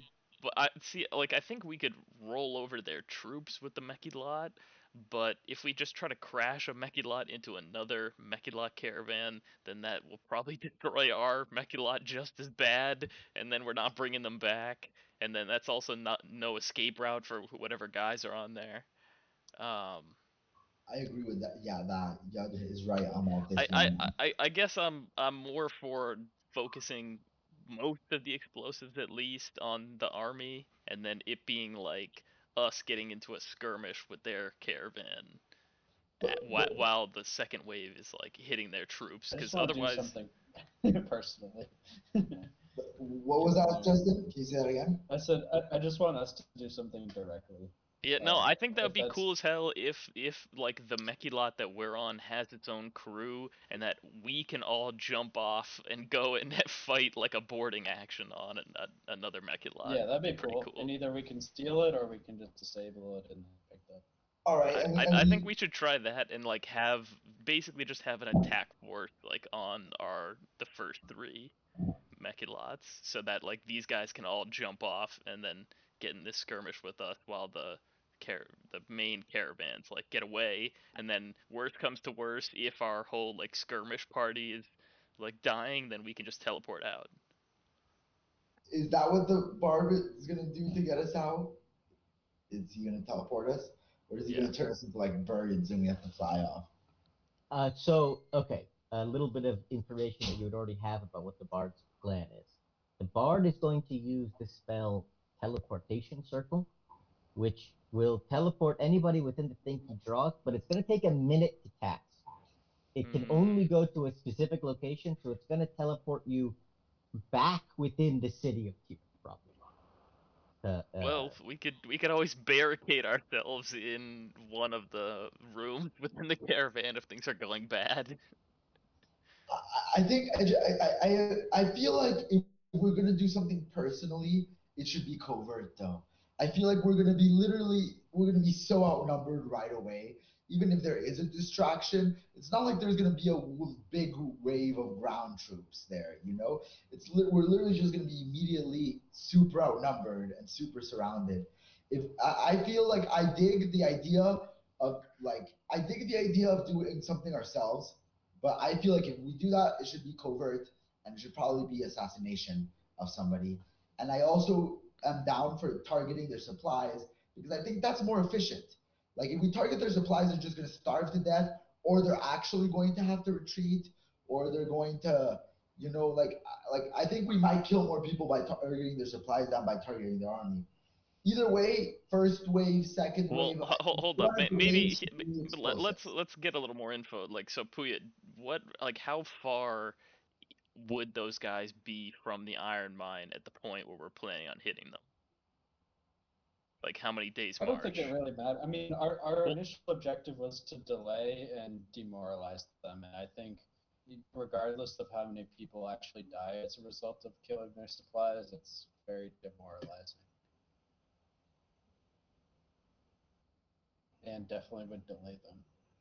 I think well, I guess the critical part is that because we're already planning on a siege defense, if they have to run a siege and have no food at the start of it, that would screw them over. Yeah. Agreed. And we can trace a path for the Melchiots where they're still charging through the troops, but they end up just dropping the bomb in a place where it will, on the one side, hit the supply caravan, and maybe on the other side, hit the troops. You know, sort of running through that channel on the inside, because let's say it's like an extended thing. Leadership in the middle, like the supplies and the Melchiots on the edge. We just run through here, and we sort of blow the bomb right here, and it hits this to the left and hits some troops to the right, does a little bit of damage to both, and then we can do the second round of attacks. Sure. Is it safe to say that Syntha is gonna like tell us what his like experiment with the creation of the, like, he must have blown up one of the explosives as a test, right? I was just gonna say, in any case, whatever you guys want to do, unless you want to change the direction of the Crimson Legion, in which case you're gonna have to talk to General Aegis. If you want to change anything about this Melchiat plan, you should talk to Master Sid. In fact, he's the guy in charge of this whole thing. Yeah. So you Sure. I guess we go and talk to Syntha. okay? Wait, do we want to just do the undercover assassination thing? What do you guys think? I mean, if it's like us trying to sneak into their camp, I think like we're just gonna get killed. I mean, they're in the middle. We know the command's in the middle of the Legion. That seems more risky.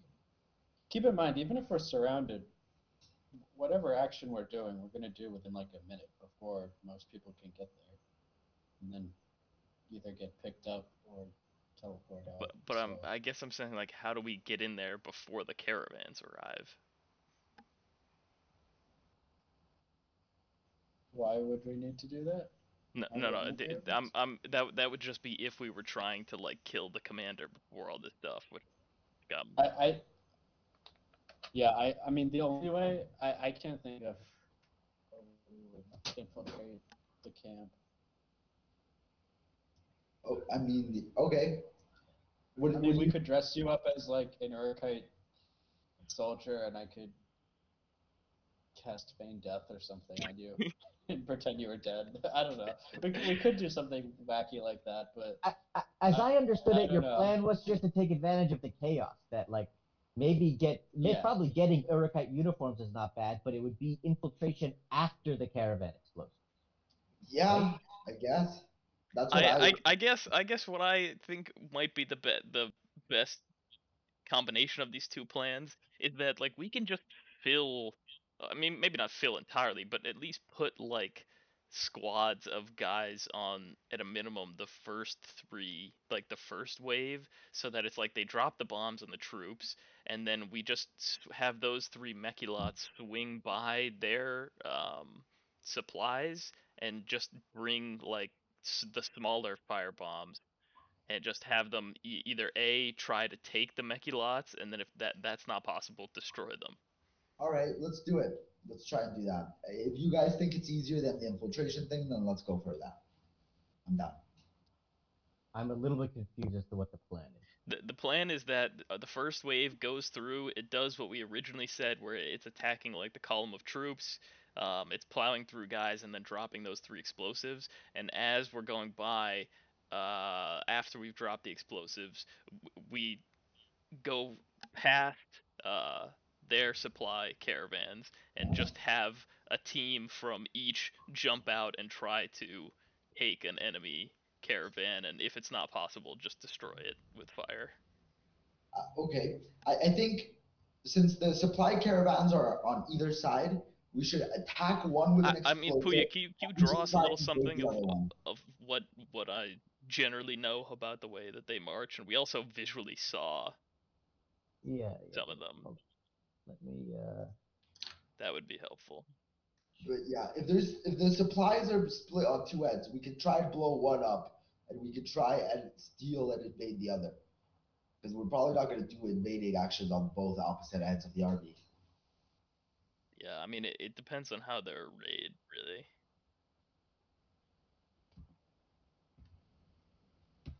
Okay. So this is one legion. In the center is the Urukite commander with his Templars and probably Templars leading it. Some magicians would probably be here. This is mostly peasantry. On the very exterior, they line the exterior of the legion with half giants. So there's what color do I choose? I mean, so are we just talking about a column of 5 squares, or Yeah, it would be like that, I guess. That's how it would march. And then each one has a thing in the middle. hmm. And then each one adjacent to it on the exterior of the column is the caravans. So Behind, to the side, in front? Okay. adjacent. Oh, so there's a shit ton of caravans. There's five, There's one for 5. each legion. This is Oh, basically the structure of their army. okay.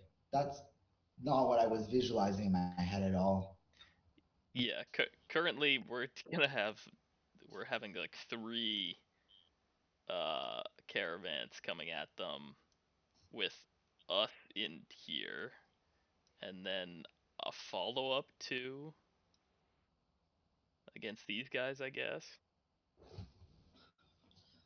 Let me So see. it's kind of like, I think we yeah, want if to avoid the middle because we don't want to mess with mages. They're the biggest threat to the Melchiots, I think. So I think we basically just want to fuck with the giants and their Melchiots on the periphery, kind of avoid the interior. but I mean, Justin, why don't you isn't the draw what you have in mind? assumption that the like at full speed the mechilots can just cut right through one of these squares? That seems to be the design goal for sure. To cut through, to drop the bomb at the point where it will do the most damage, and then keep running. Okay.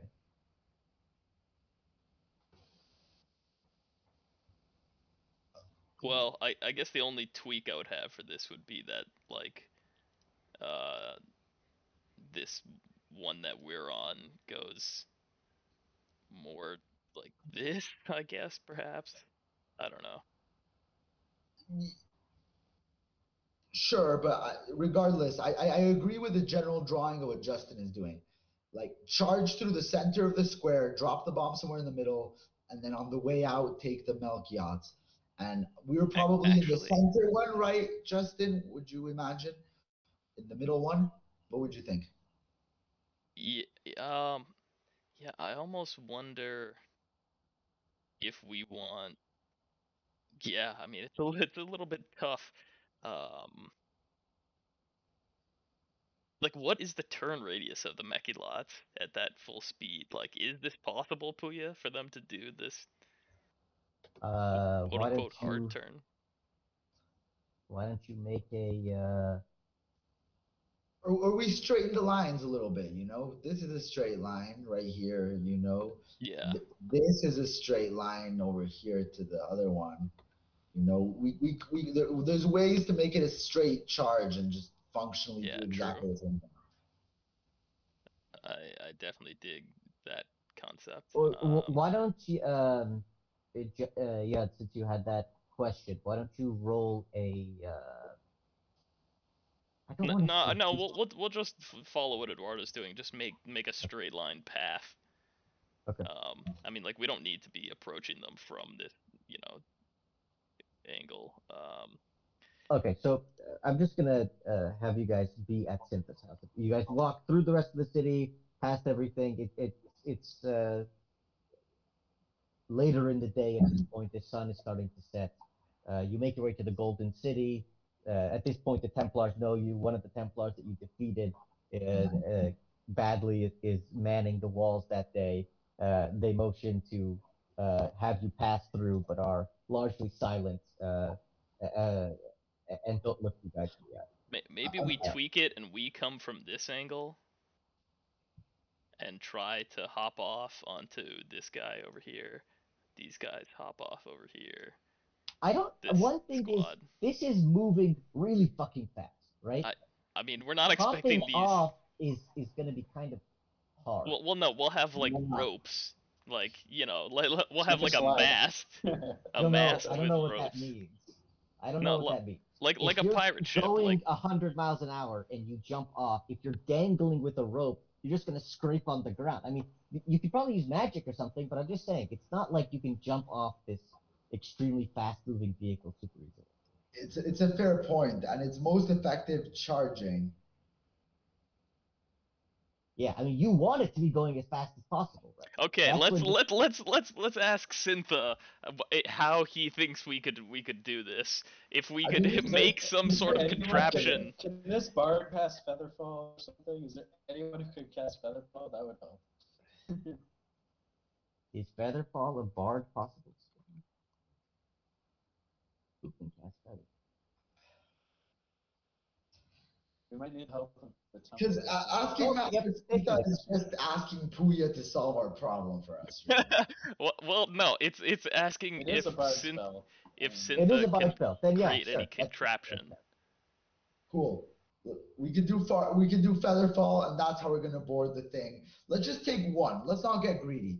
We can't send NPCs to take these things. They're not gonna succeed. It's only Well, really gonna be us. well, that no, succeed. it's to take or destroy slash damage. Like, I'm not expecting these I guys think to we just survive, destroy it really. with bombs. We just destroy it with the bombs. We're gonna risk it. I don't know.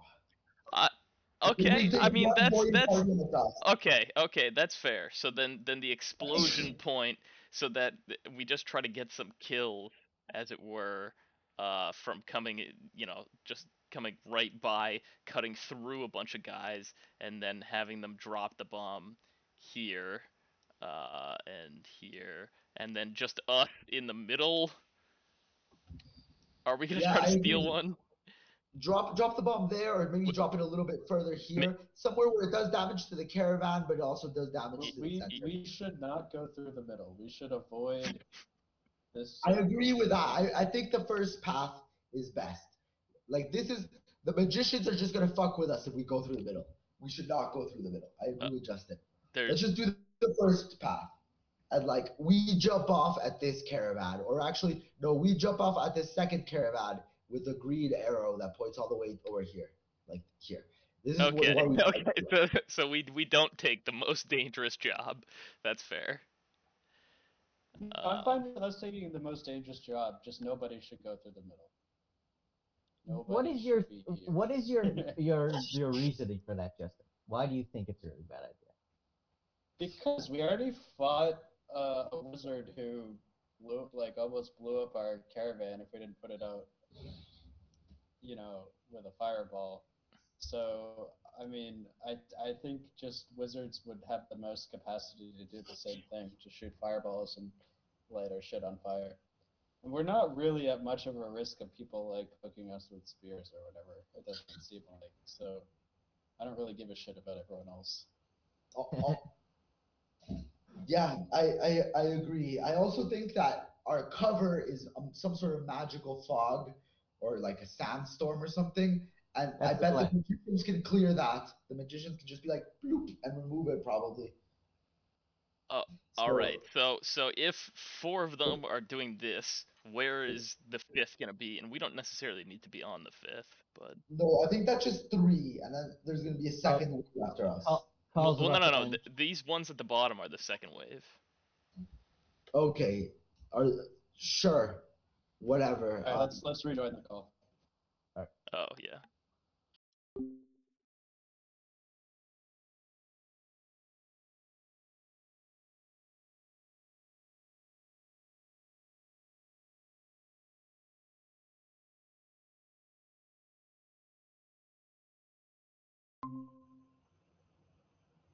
Okay.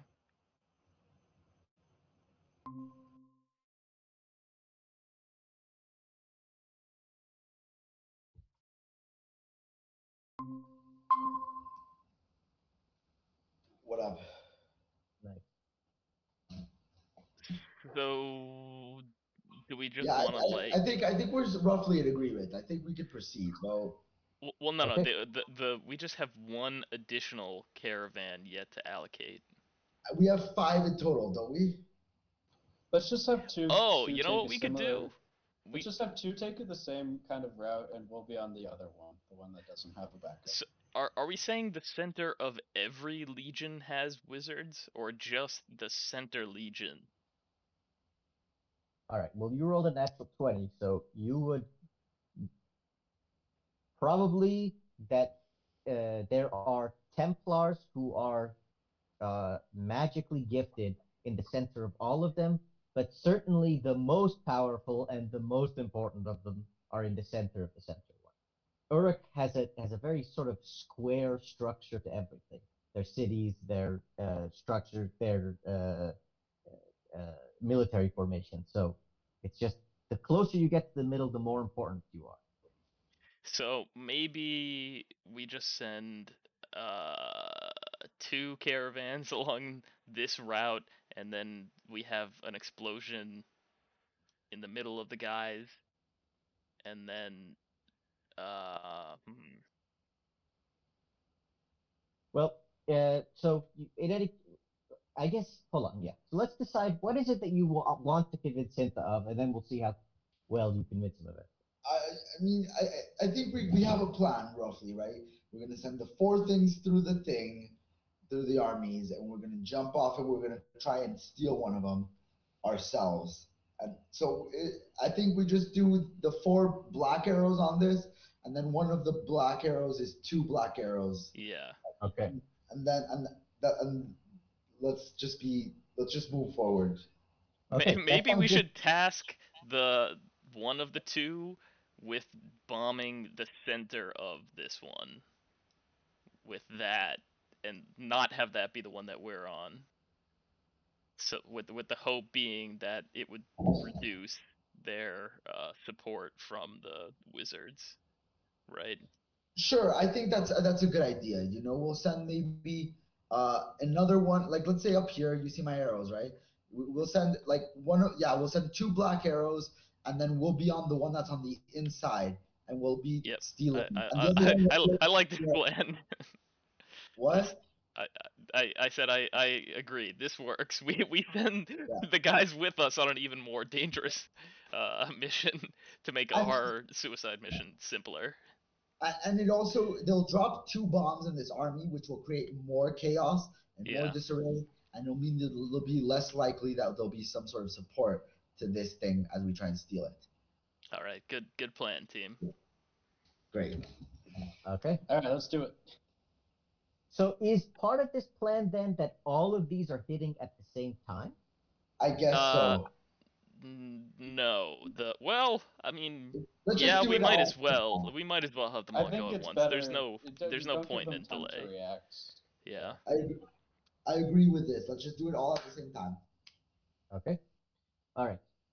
So you've made your way through the Golden City. The Templars, they won't meet your eyes, but they don't slow you down at all. The gate opens immediately as you arrive. You make your way through the stone structures, and the sun is setting, and the reddish bands reflect off of the golden walls of the city and the spire around you. You arrive at Master Cinta's estate. Uh, the gates are partially open as you peer your head in, and you see hundreds of men at work constructing these, still hard at work constructing these structures. You see that it looks like 3 of the uh, uh, wedge riders for the Melchiots are done, that they seem to have this like uh, truss structure that like the uh, 4 or 5 foot thick solid pieces of stone are resting on, that there's not really that much room, that you can probably only fit maybe 5 to 10 guys between the space available, and you're probably going to have to crouch a little bit, but that there is enough room to stand, but it's to stay, but it's certainly not going to be comfortable or spacious. Um, you can see that other groups of people are working on the explosive component. It looks like it's encased in some large Kerperis, like a shell of some animal, or bands of some monstrous creature, seem to be comprising an overlapping defensive structure around it. And you're ushered in to Master Cinta's estate. Uh, every time you arrive, he's hard at work at his desk, and this time is no different. This time he's alone. That His dwarf dwarf asshole companion. around. Yeah, that's. The dwarf you saw outside was he seems to be a some sort of earth cleric or something, because you could see that he was moving the large blocks of stone and wedding them to each other, sort of by incantation, as a swirl of dust surrounding him. So yeah, you're Master Cinta's office. He seems uh, to be, I don't know. You can't read. What do you say? You say what you thought you wanted to say. I assume, I prosciutto, you're speaking. yeah. Why don't you roll a Just persuasion? tell him we updated the plan. Yeah, I'm going to And tell him we and have the plan.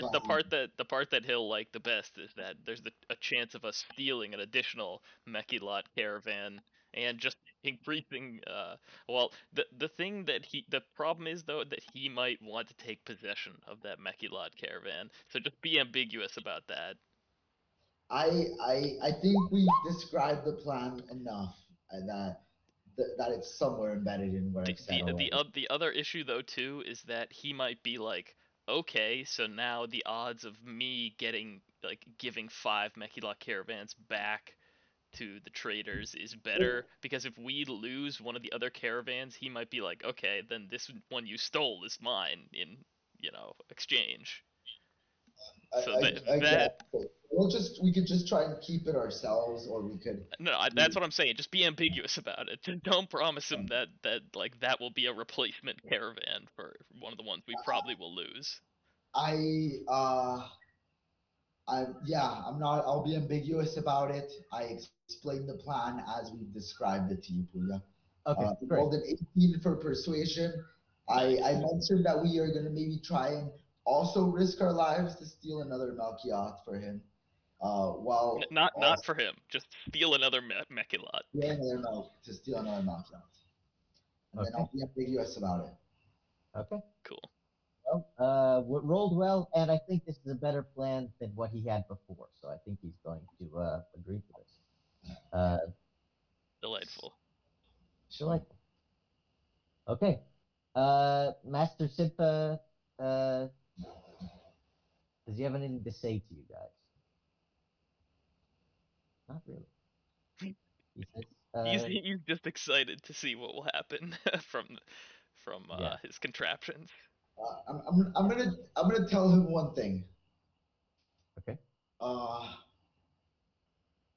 should I? No, I. Does the Crimson Legion have a lot of money? Would you say Roll a religion check. 8? All right, whatever. X You don't know exactly, but you can.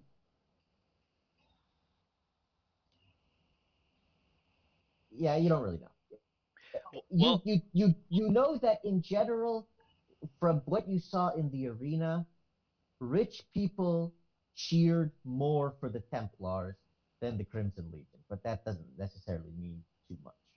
Yeah, because they're also a huge organization with tons of people under it. Yeah. also, Eduardo, what I forgot about was the fact that he promised to pay down the debts of indentured servants per each one we bring back. So it's like even if we are quote unquote replacing one that was destroyed, like you're still getting all those indentured servants to be freed. So like hypothetically, after this is all over, we could be like, hey, we'll give this one to you if you free, double what you did for all the other ones that, or some shit like that. So That's a good idea. There's a lot of points of leverage here. whatever Okay. it is. I'm gonna I'm gonna just tell Master Syntha. Uh, Surely someone as stupid as me doesn't have to school you in economics, but I hope you realize that soon after this explosion happens, everybody's going to try and mimic this technology, and the prices of these like things that we're going to be using is going to go way up. So if you want And to we're buy and we're planning on stuff, destroying four of them, maybe five. yeah, We're so reducing the supply. prices they're about to get way more expensive. So if you want to buy some, now is the moment, for future military endeavors. Wink, wink. Okay, that's not where I thought you were going with it, but sure. All right. You What do see, I know? I'm just a stupid slave, though. I want you to roll a insight check. Uh, cool.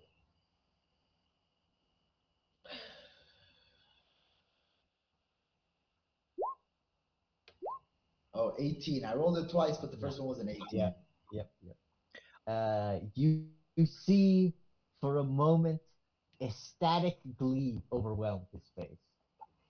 Uh, he seems to have spent.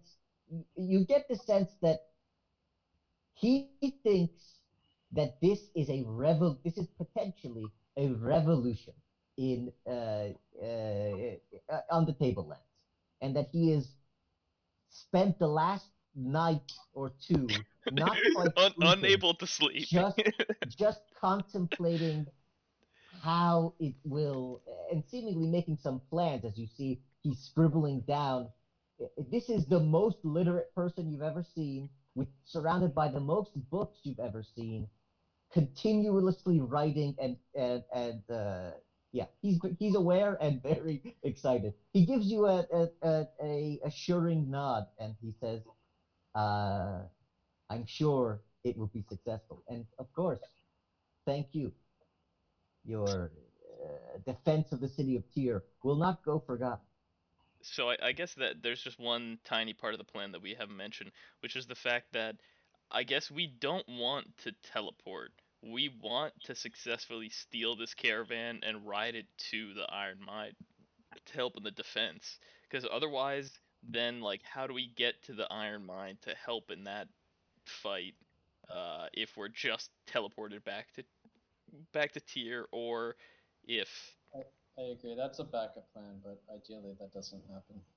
yeah. I agree as well. Yep. The goal is to steal a Melchiot. Plan B. So I guess yeah, the rest of the caravans, it's not a big deal if they just like come straight back to tier, but we need one at least to get us over to that other fight. Sure. Cool. Okay. All right. So Master Synth goes back to work. It seems to be something different if you stay or leave. All right, then we're gonna stick around and eat his awesome food and drink his awesome drinks. He's clearly just buried in his plans. So I'm gonna put my hand around him and be like, "Aren't you glad you met us?" no, I wouldn't be actively interfering. Without a trace of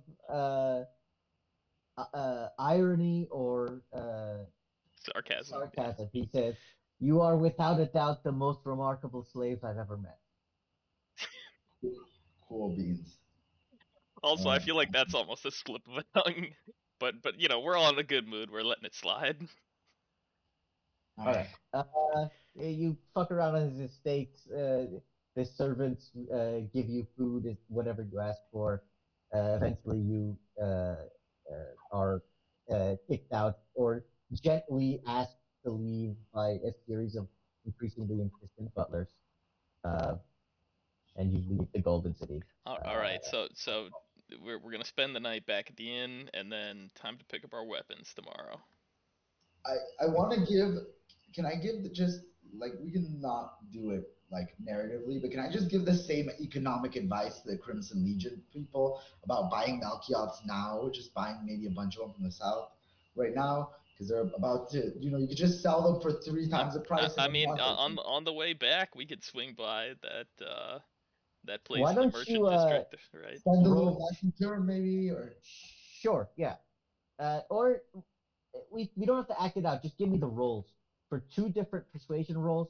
One for General Aegis, one for Montezet. Because the okay, old man is not 22 and 14. So okay. General is first. 22 and 14. Okay. So the general considers your advice. When you speak to Montezeri, he uh, seems to pause for a moment as he reflects on the fact that you do really believe this is a revolution in warfare. It says, which the foundations will consider. We shall act quickly. We do not have much, but we act. Our resources are poor. This is our strength. cool, yeah. So yeah, Okay. I figured I might as well help our allies too, and we're helping us. So I'm giving advice to a guy like Sinta. Really felt Yeah, no, Sintha doesn't give a damn about the Crimson Legion if they're not necessary to defend the city. So, Okay. agreed. So, all right. all right, we head back to the inn. Okay. Rakus Harem. Ragus' harem. Uh, at this point, the Crimson Legion guys have gone. Everybody has started the march north.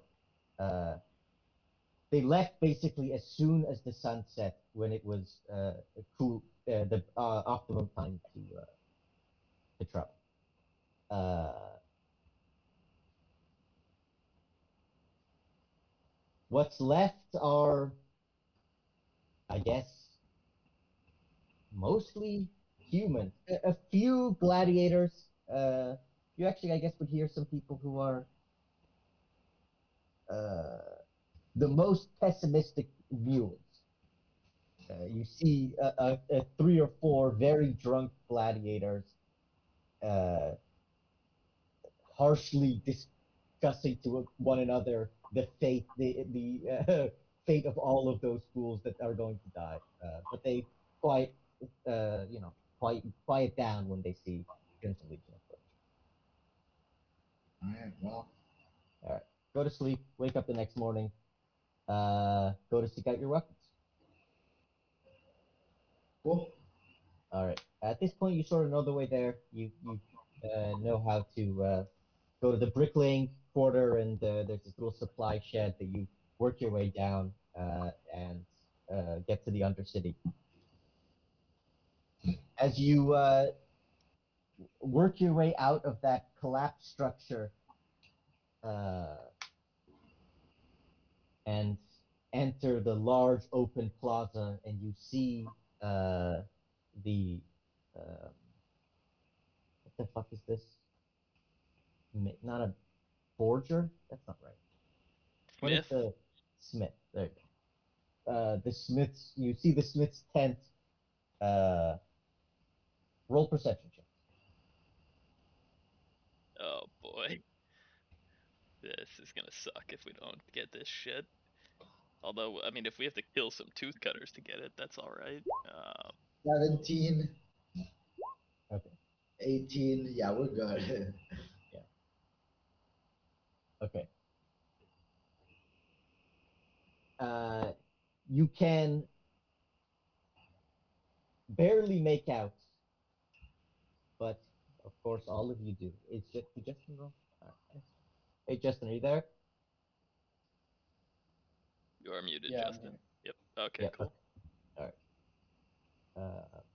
You don't need to roll because they already rolled. You guys see a group of tooth cutters hiding out uh, in the stalls around the smith. One of them you see had covered himself in some kind of dust and was like with an X holding on to the roof of the cave structure, sort of just like wedging himself between these columns, seemingly just waiting for you to arrive. As you make eye contact with them, the elf that was uh, wedged up lets out a cry and they jump down. Everybody roll. Hold up though. Like, do we see the Smith? I just want to shout Um, out, like, toss our weapons. You know, we want to use them. yes, you do see the smith. The smith seems uh, like she's quite proud of her work and quite excited. And as you're approaching her, you see a triumphant smile on her face. Um, I guess you'll throw your weapons. All right. So the two of you. So Awesome. Okay. Eduardo, you have a 1d8 steel rapier now. And yeah, you have a 1d12 great axe, steel great axe. Uh, Okay. So it's Is it's that just is the that the normal same as a stats. +1 or something? Just asking for my understanding's sake. no. This is not in any way an enchanted weapon Oh, or improved. It's just a Okay. it's just made out of steel. And oh wow, I got a oh well. Still cool. Okay, so it's a 1d8. Okay, rapier. Cool.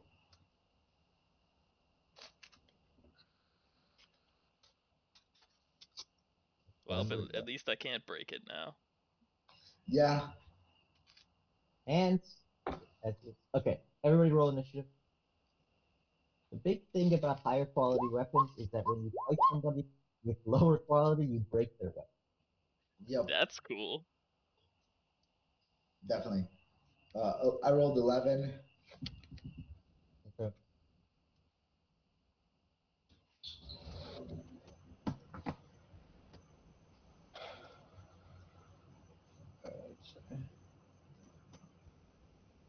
Good old two.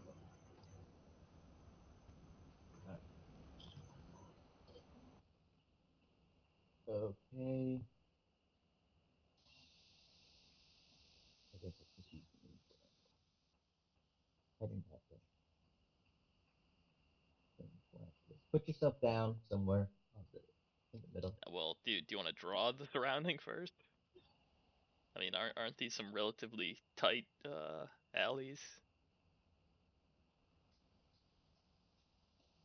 And I think we said that her kiln or whatever is on like the edge. Yeah, it's against the structure. So this is, So let's say, the there's 10. the. Gotcha. This is basically an adjacent wall of stalls here. So it's like passable. It's possible to go through here. It's just made out of cloth, but there is basically stuff here. You guys are approaching from this side, let's say. Right here, where this yellow line is.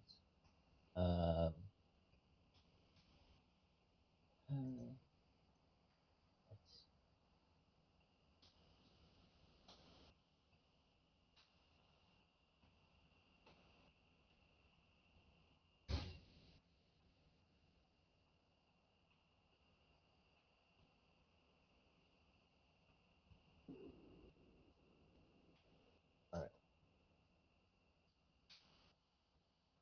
So we're like over here, I guess. Yep.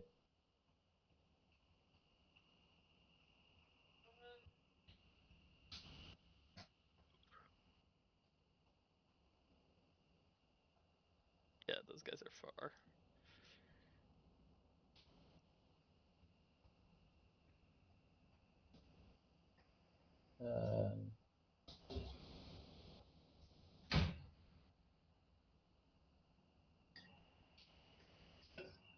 And then let's say this is the smith over here. With a dot on it. This, pink dot. That's the smith.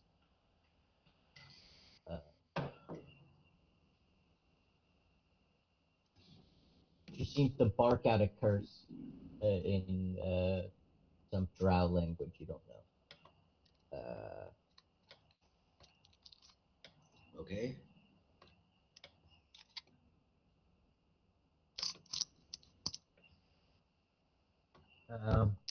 So is this dude in the middle here is also bad? I'm assuming this is the painted guy, right? Yeah, that's the guy who jumped down from the ceiling. Yep. And then Smith. Cool. All right.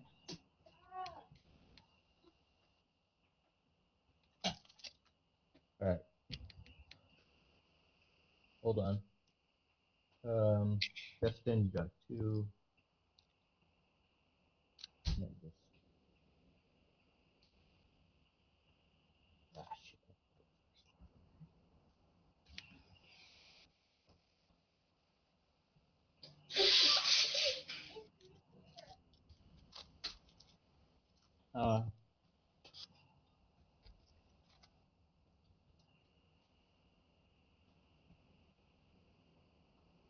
Give me a second. Gotta find.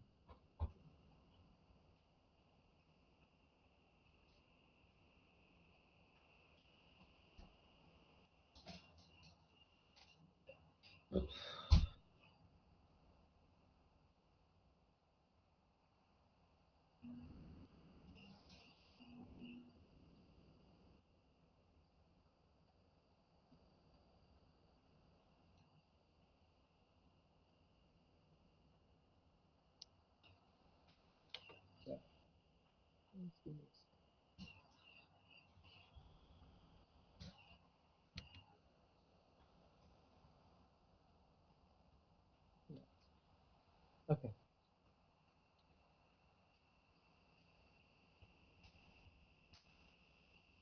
All right, who's first? They are. I have to decide who they are. They have to.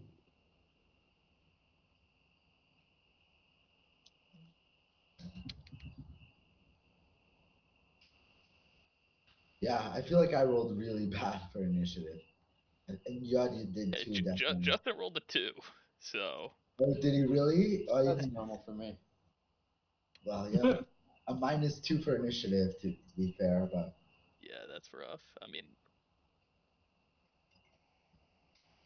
Yeah, I rolled pretty shit too, but my modifier helps. Damn, Eduardo. Are there just like loud ass crickets at your place? Yeah, can you hear that? I can close the.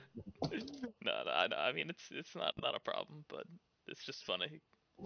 Yeah, I'm out in the suburbs.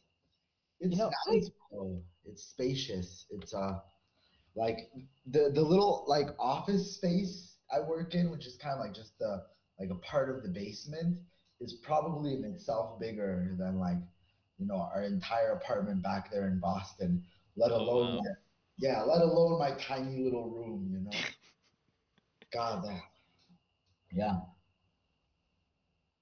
it's it's pretty dope.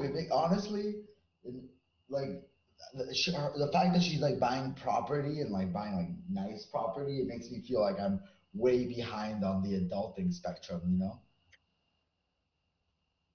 It's like Fine property. it's like damn, I'm impressed.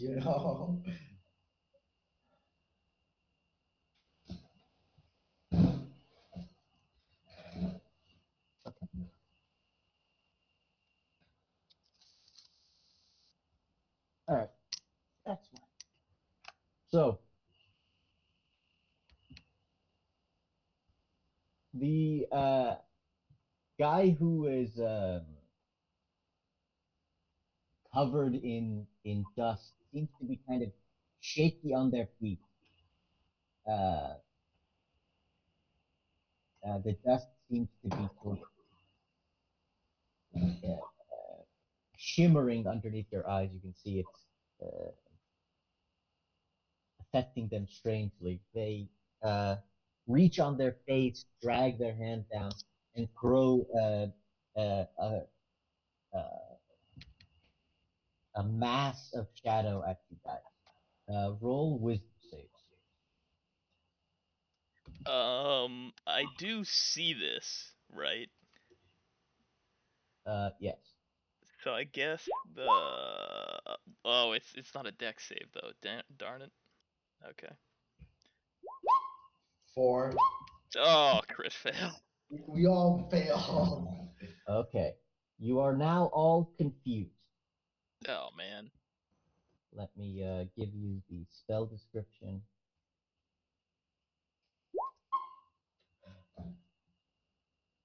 So basically, you have to make a roll at the beginning of each one of your turns, and then what you roll determines what you can do. At the end of your at the end of your turn, you can try to make another wisdom Dang. Okay. Not a great way to start a fight.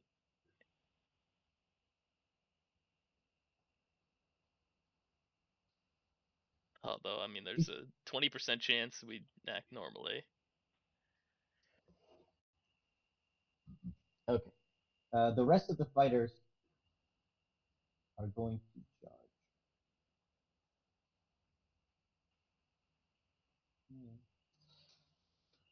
But yeah, I hope I don't hit any of you by accident.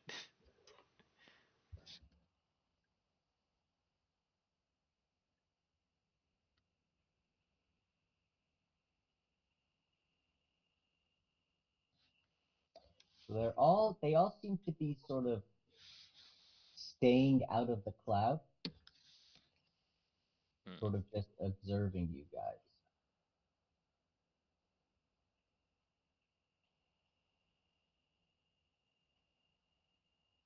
Uh, their weapons at the ready. You see their sharpened teeth as they leer at you.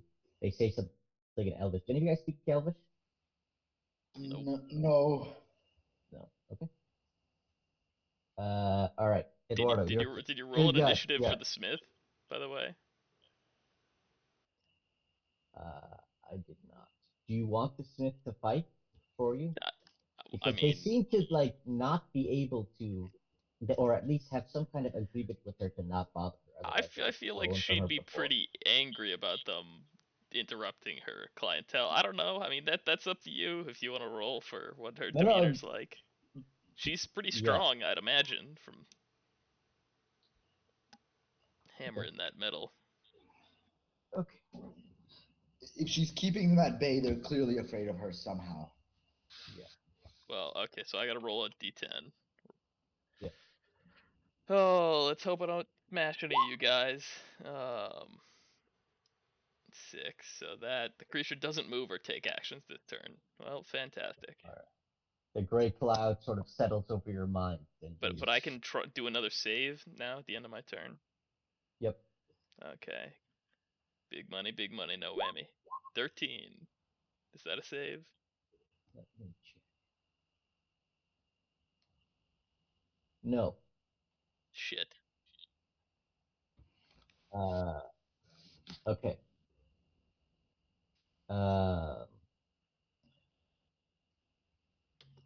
Eduardo, your turn. Roll your Okay. d10.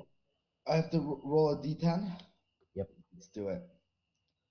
So I rolled a 5. Does that do nothing? Yep, that's do nothing. 5 is also do nothing. The All right. gray pallor that overwhelms you makes you feel perfectly stagnant. You make another wisdom save. Okay.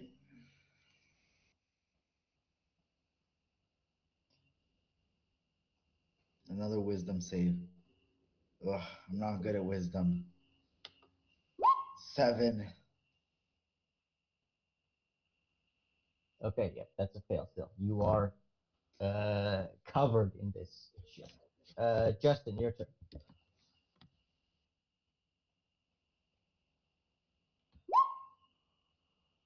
10.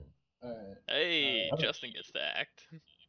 Oh, nice. I can move as normal. Yep. Yep. All right. This is probably risky when I'm confused, but I'm going to cast Spirit Guardians. So a bunch of like angelic ghost kind of things. Probably looking some sort of mix between that weird flying fiery angel thing we saw and then some kind of like embodiment of Rikus. um are Cool. protruding from around me. Sure. Oops. Sweet. Um, that's my action. And then for my bonus action, I don't think there's really anything for me to do on my bonus action besides spells and I cast a spell. So It's a 50-foot radius. yeah, I can. Oh, thanks. Yeah, that Yeah. is a sweet spell. It does a ton of damage. All right. So yeah, I think that's my turn. And then I'll roll the wisdom save at the end. Okay, roll wisdom save. Oh my god, I'm not rolling well. All right, I you are rolled still two twos. With a +7, that's wild. All right, I'm still confused, but yeah. Luckily, the damage happens on their turn, so at least the first round will be fine. okay. I guess the smith will act now. She's gonna step to the edge of her stall. She does not take a foot. She does not step out, but she glares at the dust-covered elf and barks something in Elvish. Sure. So clearly that purple square is some sort of protective perimeter. Could be. I mean, Puya emphasized not taking a step out, so you know, Well, just keep. but also like she's just a businesswoman and she pays like protection money to these guys, so she's probably angry at them, but she's not gonna like attack them because she has to live with these guys being around, right? Hey, all sorts of things are possibilities. This is just my best guess. We'll see how it plays out. Okay, so she yells. She picks up a hunk of uh, uh, some stone or some kind of stone hammer or something and throws it at his feet. She's not trying to hurt him, but is yelling obscenities clearly and trying to distract him. So she will do 1 damage, and he's gonna have to roll a concentration check. Oh, so the hammer slams into his big toe. That's great. And breaks his concentration on the spell. Your confusion ends. Hey, She Nice. looks. He looks over at her, furious. His finger raises, uh, and a dust begins to fall over the tent. Immediately, almost immediately, the purple covering of the tent turns to ash, the color of ash. Dang. okay. Okay. Bad guy's turn. All right, well, this is gone. Can I select it? Oh, hold on. So they all need to make these 3 guys make wisdom saves. Okay.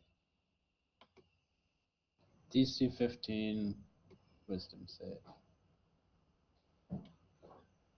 Okay. One of them passes. If you fail,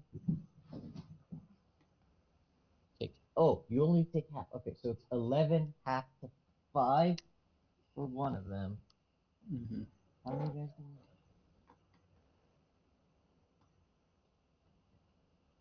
we 11, 11. Who's taking damage right now?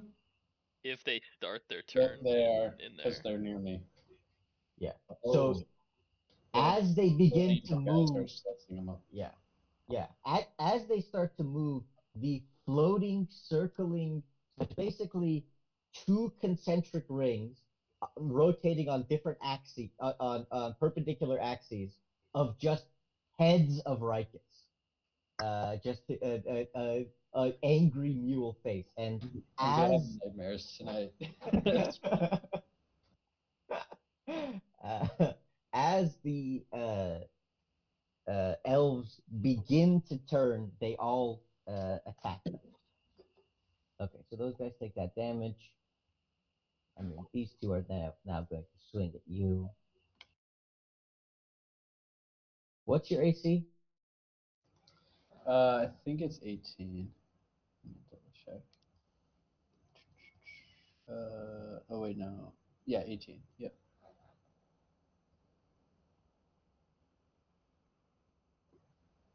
18. Okay. So only one of them is going to hit you, and you're going to take 8 damage.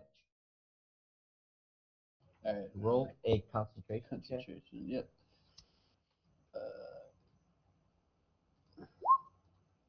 Not 20. All right. There's all my luck. The angels stay. This guy's gonna charge at you, and this guy's gonna charge at you. First one is attacking Eduardo. Does a 14 hit Eduardo? uh, no, 16 armor class. Boom. Okay. All right. Well, they got a nat 20 on you. Uh, hold on. Yeah, roll me a d4 as this stone club hits you really hard, but it sort of clips the edge of your steel battle axe, but although it bends, it does not break.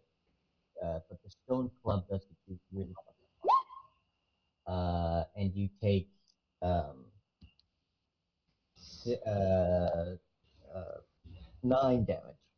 Are you raging? No. No, I can't be. Yeah, so I just take it. That sucks. Oh Okay. well. All right. The mage. The mage is going to do something else. So it's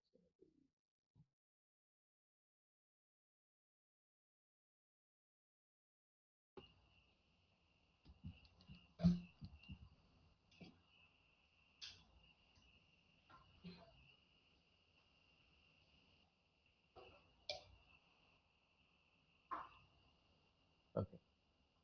she is going to cast Spiritual Guardians as well.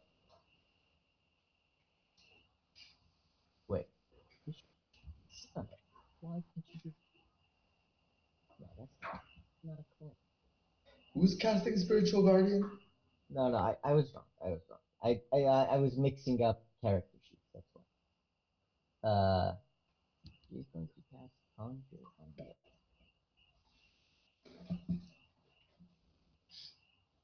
So she reaches into the earth. She drops to one knee, or he, I guess, the ash-covered elf drops to one knee, reaches his hands into the earth, and skeletons appear surrounding the two of you.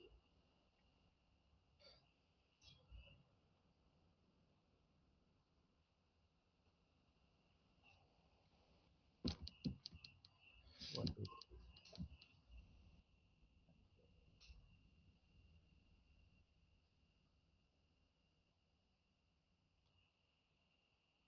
Oh, okay. So it's like a ghost with the uh, lower half of a spider and the upper half of a man seems to ooze out of the ground as first a fog and then takes solid shape.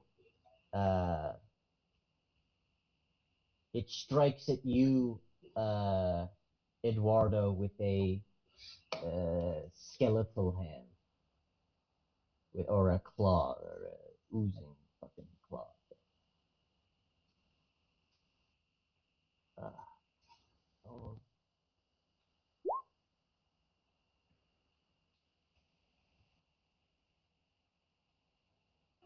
Okay, doesn't hit. It sort of barely glides by you. Let me drop something down So, for you. so when you say skeletons, are you saying like there are like it's just an area of effect thing? No, There's like not. there is a summoned creature there in that space now that I need to Okay, drop. yeah, I was gonna say if you could put them on then. Yeah.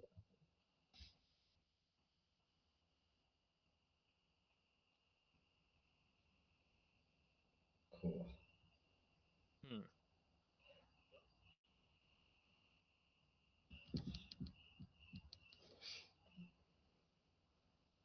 All right. That's all of their turns. Yeah, your turn. Cool. Hmm. Do I go for the guy right next to me, or do I go for this summon thing? I don't know, man. Yeah, Either one. I mean, summon stuff is usually weaker than real people, I would assume, so I'll strike out with my axe against this guy to my left first. 17 to hit, Hits. 13 damage. Oh fuck! Well, okay, too late now. But I'll bonus action go into a rage for the second one, and then am how badly hurt does that guy that I just struck look? That's the guy who was already hurt by. Hold on, let me actually see how much health he is. These guys aren't that tough. These random.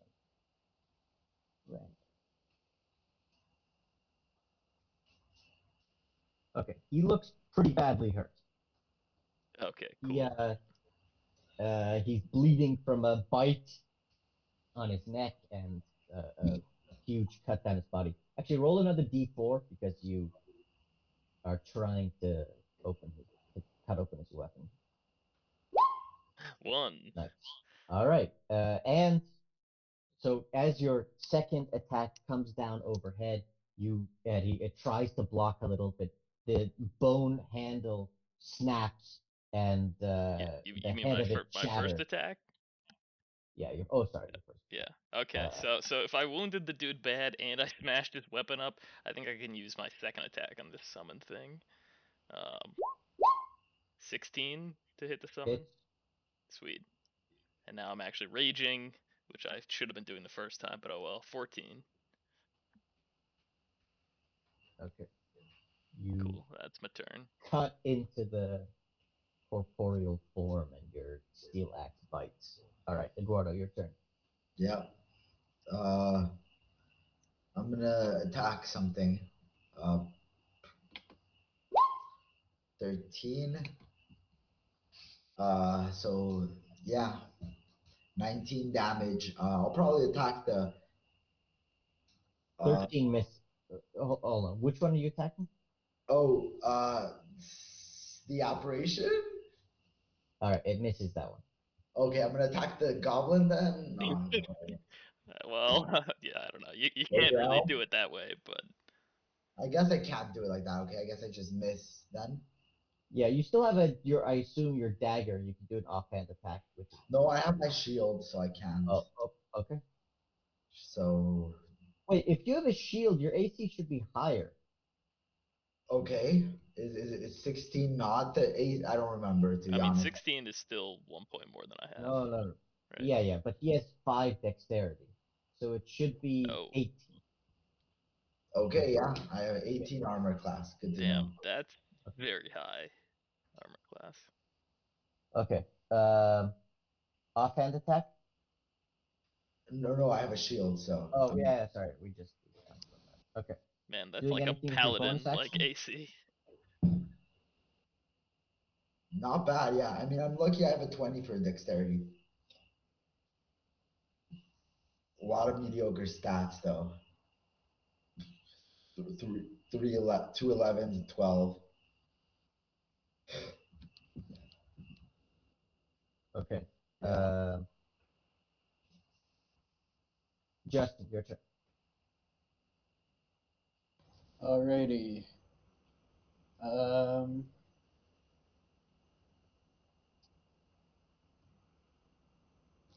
I will take one opportunity attack to move here.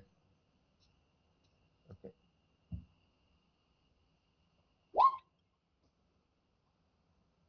19 hits, Alright. 6 damage. Alright, I Nice. maintain concentration. Yep. Um, and then I'm gonna attack the guy in front of me with the long sword. 24. I assume that Nice. hits. Yep. And then I'll use my war priest thing to attack. Oh, he's already dead. That guy is already dead. Oh. Um, How do you want to kill him? stab him through the throat. He Classic. falls to the ground dead. Oh god. That guy didn't even have a weapon anymore. Well, he definitely doesn't have a weapon now. I'll take one step. Wait, this spider thing still. Yeah, I'll take one step back here, and Okay. actually no, I won't. I'll stay where I am, and I'll cast healing word on someone. Does anyone look hurt? Or, I mean, I lost 9 hit points, so you can give it to me if you want, but I'm not I'm really just in gonna a cast bad healing word way. on myself. I think I need it the most. Yeah, that's probably the best. All right, that's my Okay. turn. Uh, bad guy's turn. Uh, or actually, the shopkeeper's turn. Despite the fact that her tent is turning to ash, you see a look of concern come over her face and a more conciliatory note creeps into her voice. Uh, she seems to make a plea in Elvish of the ash-covered elf. He looks over at her derisively, uh, uh, waves his hand, and the ash uh, lifts from her shop. The tent returns to its purple color. Nice. Then he yells out something in Elvish, you don't know, and is going to charge at. I guess no, he's not going to charge. He's not that stupid. He's going to shoot some missiles at uh, Justin. So 3 darts appear out of his hand and do 6 damage. No, you don't have to do 3 separate ones. It's just one. Oh, okay. Then I pass.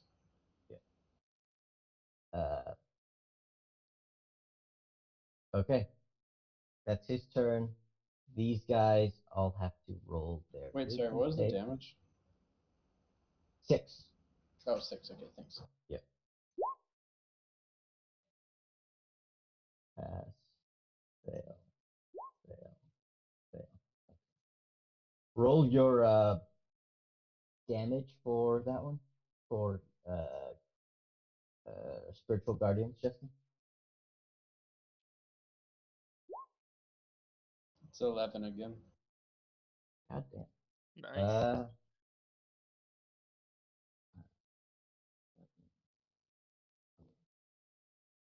The beast seems to resist. But everyone else takes big chunks out of their flesh as Rikus' spinning heads bite and gnaw at them. Angry, 2 more charge towards the priest, killing their friends. 8 misses, 21 hits, 9 damage.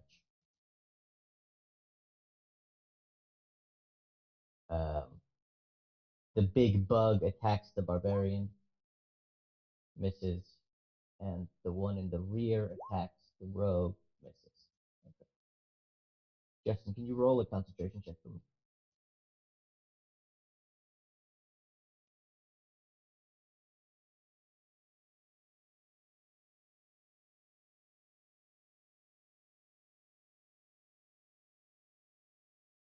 Justin?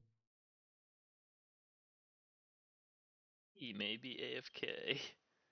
Okay. Well, we'll Wait, go sorry. on that. I'm sorry. What was? Just What quick is it? concentration roll. Oh, What okay. if one guy attacked you and did 9 damage? All right, you pass. No Okay. problem. Wait, did you say 9 damage? Yep. Okay, alright, got it. How are you doing? I'm good. Sorry, I was just talking to someone. No. I mean, in terms of health. Oh, how am I doing health? I'm at 18. Okay. All right. Yeah, your turn. Okay, I guess I'm gonna swing at this apparition. Eduardo, you're muted. I haven't taken damage, right? I I believe. don't think so. I don't think so. Cool. Does 14 hit this apparition? Yes, it does.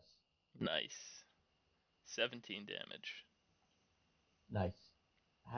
Yeah, your blade crushes the carapace of this bug, and it turns once again to a low-lying ooze that sinks into the ground. This bitch is dead. Nice. All right. All right. You have multi-attack, dude. No, I know. Oh, I didn't want to do that. Sorry. Yeah, for some reason my cursor's offset slightly. I also deleted Eduardo. What is the? Okay, weird. Yeah, then I will move over here and I will attack this dude. 20, nice. 17 damage. How do you want to do it? Yep, I take his head off. That's a classic. Okay. The startled grin of the sharp-toothed elf is locked in on its face as it rolls down the underground street. That bitch is dead. All right, Eduardo, your Lovely. turn. Sure. Rapier. Woo. All right, stab it. 20. I feel like that hits. Yes, it does. Uh, cool. Do I get sneak attack bonus? On this guy that you're attacking, no, unfortunately, there's no ally next to you. Well, 9, I guess. Okay, he looks hurt. Okay. Okay, cool.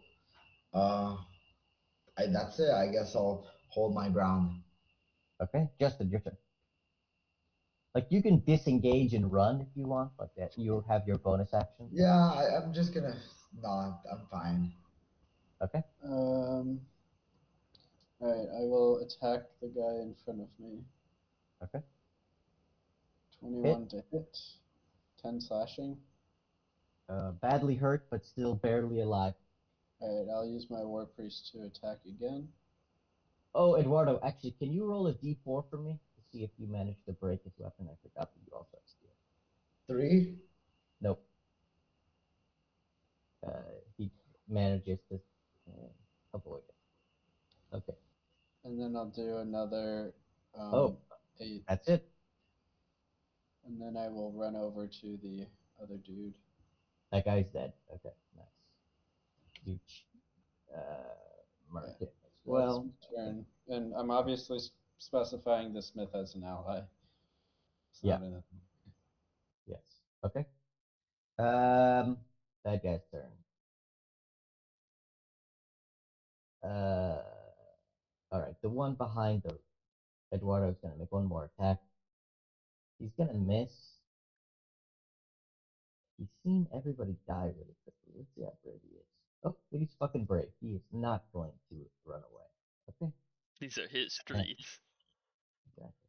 He's not gonna let some fucking overlanders, upper tiers, let his people be pushed out. This is our fucking area. All this steel is ours, bitch. And then he's going to. What is the mage gonna do? Oh, the mage's turn. Roll your damage for spiritual guardians. All right, he resists.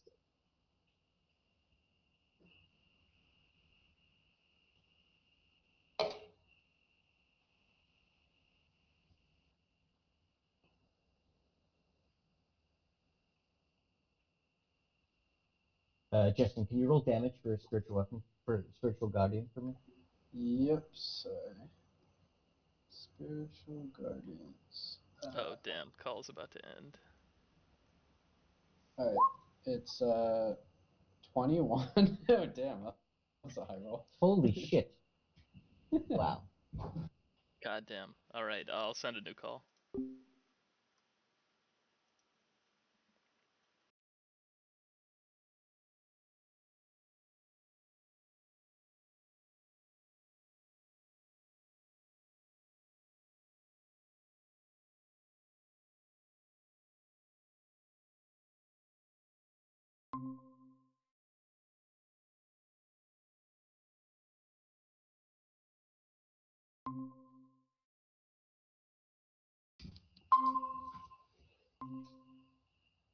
Okay. Um. Wait. Oh, okay.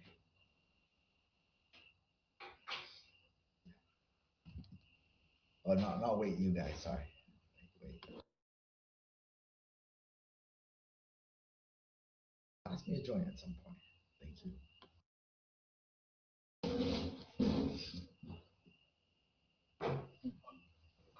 Yeah, I didn't need to roll anything else, right? No, no, that was it. I just can't decide what this guy's gonna do right now. I don't. Let's look at dice. How brave. This guy's a fucking coward.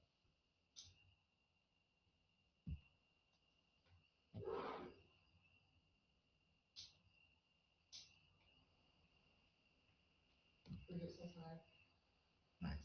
Say hi back. What does that mean exactly? I guess he's going to.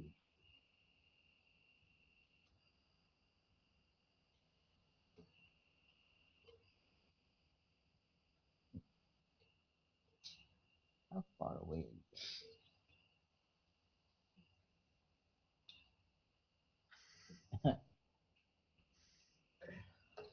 Okay. I'll be right.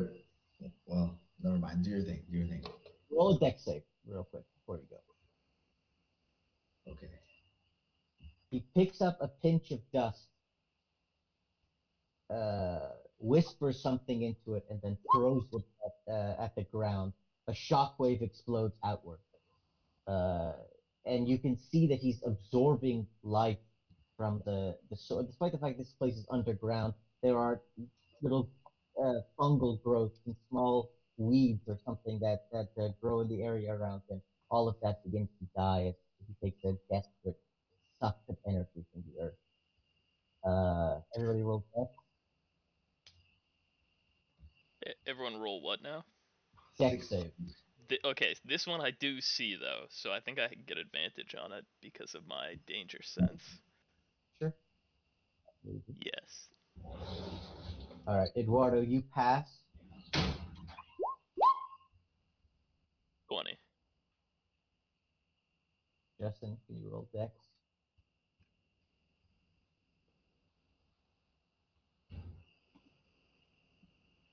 Yeah, sorry. That 0. Zero. That's not good. All right, it is.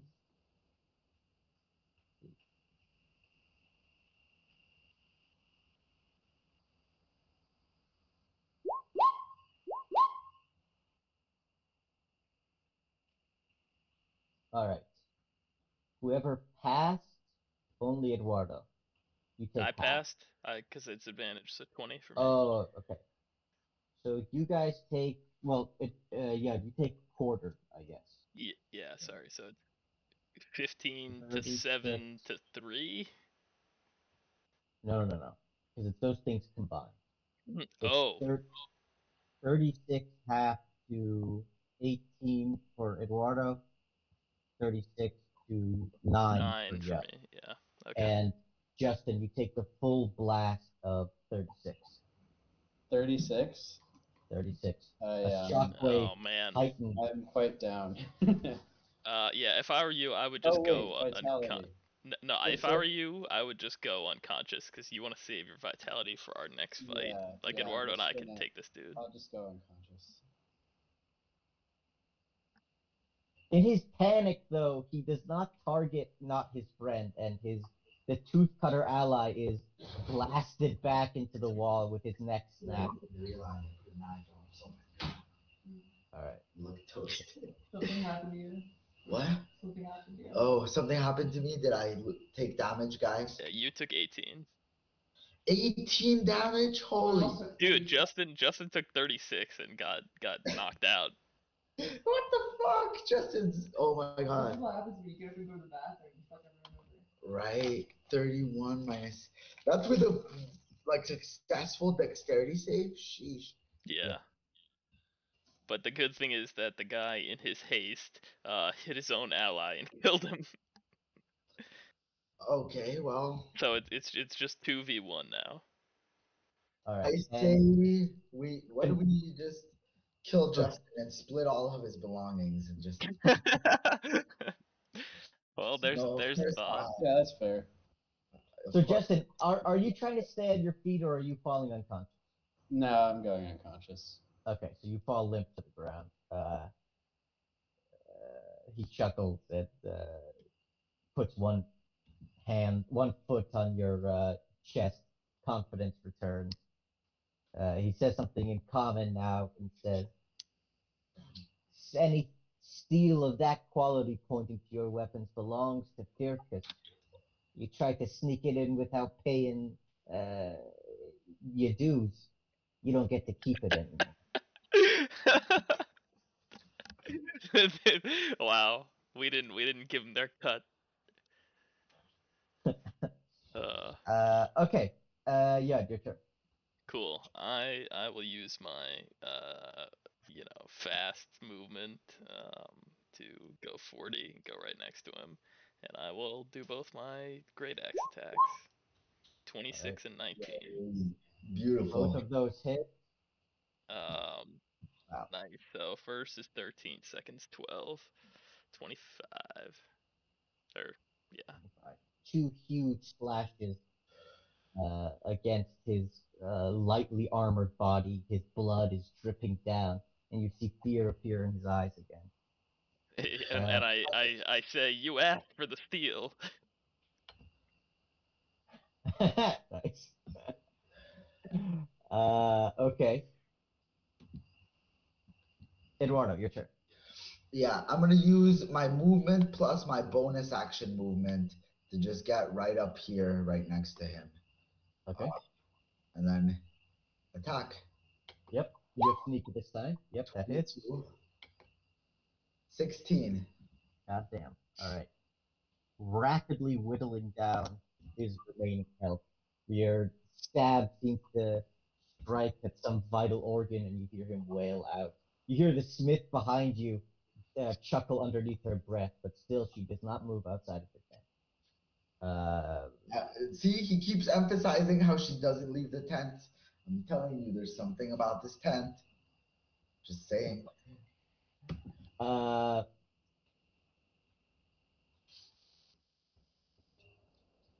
I guess we've never seen her leave this tent, so maybe she's I mean, bound here for that's some fair. reason.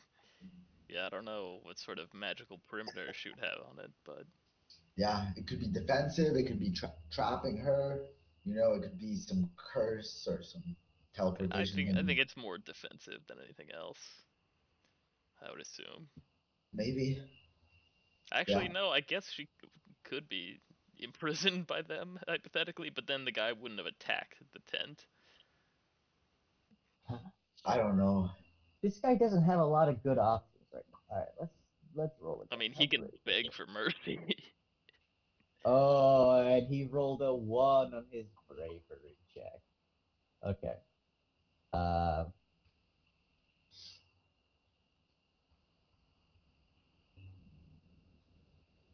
Okay. Seeing that he is now surrounded and badly bleeding, uh, all right, he's gonna drop the focus that was in his hand. He wipes across his face and tries to brush the ash off of his eyes. Uh, he looks at the barbarian at Usul and asks, "I'm just a messenger. You kill me, more Firika's men are coming. The best thing you can do is reach an accommodation." Uh, He seems to be sort of I reaching into his chest, reserving to take it, prepared to take an action if you strike again. But he's trying to get out with his life right I yell over to the to the smith. Is it okay if we throw him in your furnace? now. Eduardo, what were you saying? if he's reaching into his jacket for something, I'm gonna either threaten him, and if he doesn't immediately stop, I'm gonna just attack. Okay. He doesn't. I don't want him reaching into his jacket. He's gonna pull a smoke bomb or some bullshit. Okay, well, it is not your turn, but it's good to know. It's your turn first. So, yeah, what are you doing? Sorry, yeah, sorry. I mean, you heard me. I yelled that over to the smith. Uh, no. The Smith is going to pale and say, uh, "I'm sorry to say, our business has completed with honor. You have received your weapons. I cannot afford to side myself in this combat."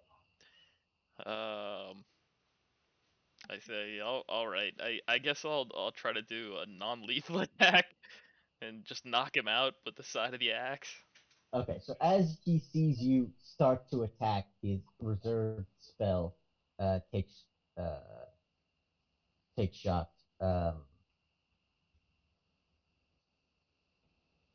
He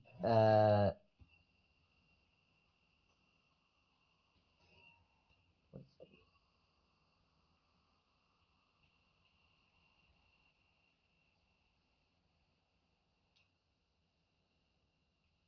All right, I mean, reaching can I into roll his my attack or no? well, because you begin. Yeah, why don't you attack first? Yeah, 14. I'm not really sure what the order of operations here, so let's give it to you. 14. I think that misses. Well, Yeah, 14 misses. I do have two attacks on my turn, I guess. Oh, 10. I miss again. All right, both of your attacks. Uh, he somehow sort of dodges out of the way. The low light is kind of confusing to your eyes. Uh, he reaches into his coat, his tunic, and throws some dust in your eyes. Roll a wisdom save. Great. 19, yeah. Okay.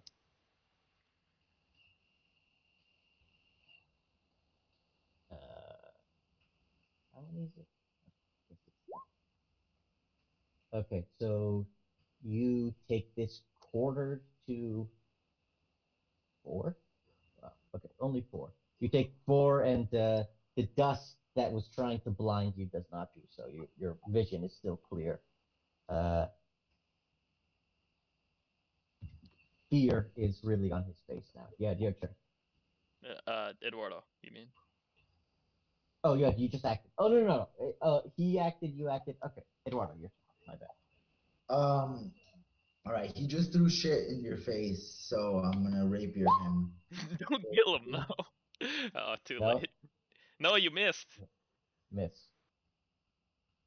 Okay. Okay. Can I?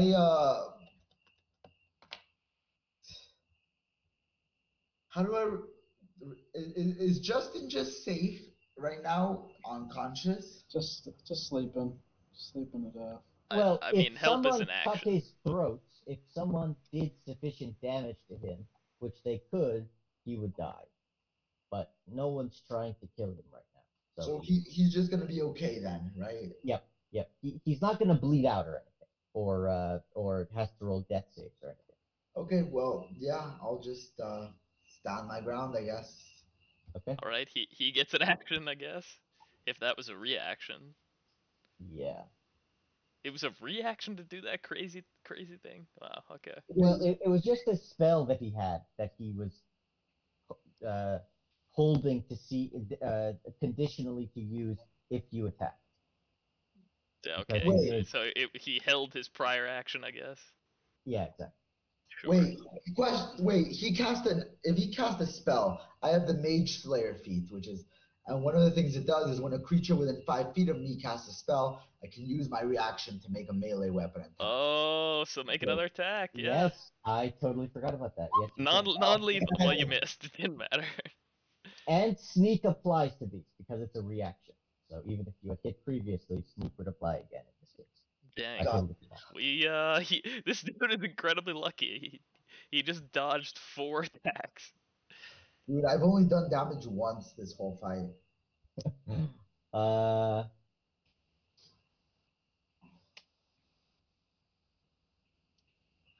What's he gonna do now? It plays out like that sometimes, you know.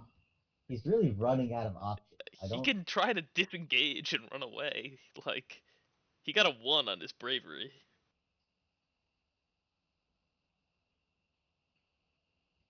He's fucked if he's running though. I mean, he probably knows that we could run him down, but Yeah, I think he knows that you guys are faster than him because he saw how fast you guys move. So he knows he can't outrun you. At this point, if you're not willing to back down, he just wants to hurt you as much as possible. I tried to non-lethally attack him if he could tell based on the angle of the way I swung the axe at him, but Uh, Eduardo was going for the kill though. yeah, I don't think it matters. I think he thinks he's gonna die, so he's gonna fight Yeah, and he Alright, threw well, something in your face. he did do that. you. Yeah. Okay. He has only one more third level slot. I don't think he can't do fireball without hurting himself, so it's not really worth it. He doesn't want to. Well, no, I don't think he's at that level where he wants to do He it. seems very much like somebody trying to preserve his own life.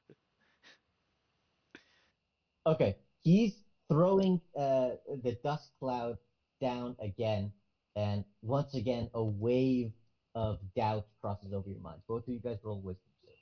I mean, that's his best move. That's Ah, his 12. fail. All right, Wait, Eduardo, you gotta roll well. Otherwise, he could actually run away while we're confused. so Eduardo, you can do your reaction to attack right now. Oh, cool. Yeah, That you're is right. true. Non Nice. non-lethal, non-lethal. 25 non-lethal rapier, Okay, that hit. 19 damage. Oh, hold on. Get wrecked. Go Mage Slayer. Love that feat. Yeah, Yeah, that's it's sick. such a good recommendation. okay, he's still alive, but that was a violent strike. Okay, so roll a wisdom save, Eduardo. Cool. Roll well. Nope. 4. Okay. So, This is comical. so you no longer have the ability to cast to do reactions. Yeah, or to even control my behaviors, really. Yeah, yeah. All right. Yeah, your turn. He sneers again. All right, as I he gotta sees roll a that you d10, call- right? Yep, yep, yep. Okay, well, 7. Oh god, does that mean I strike out randomly? But that means you might hit him because I you're might still. hit him, but I might hit you.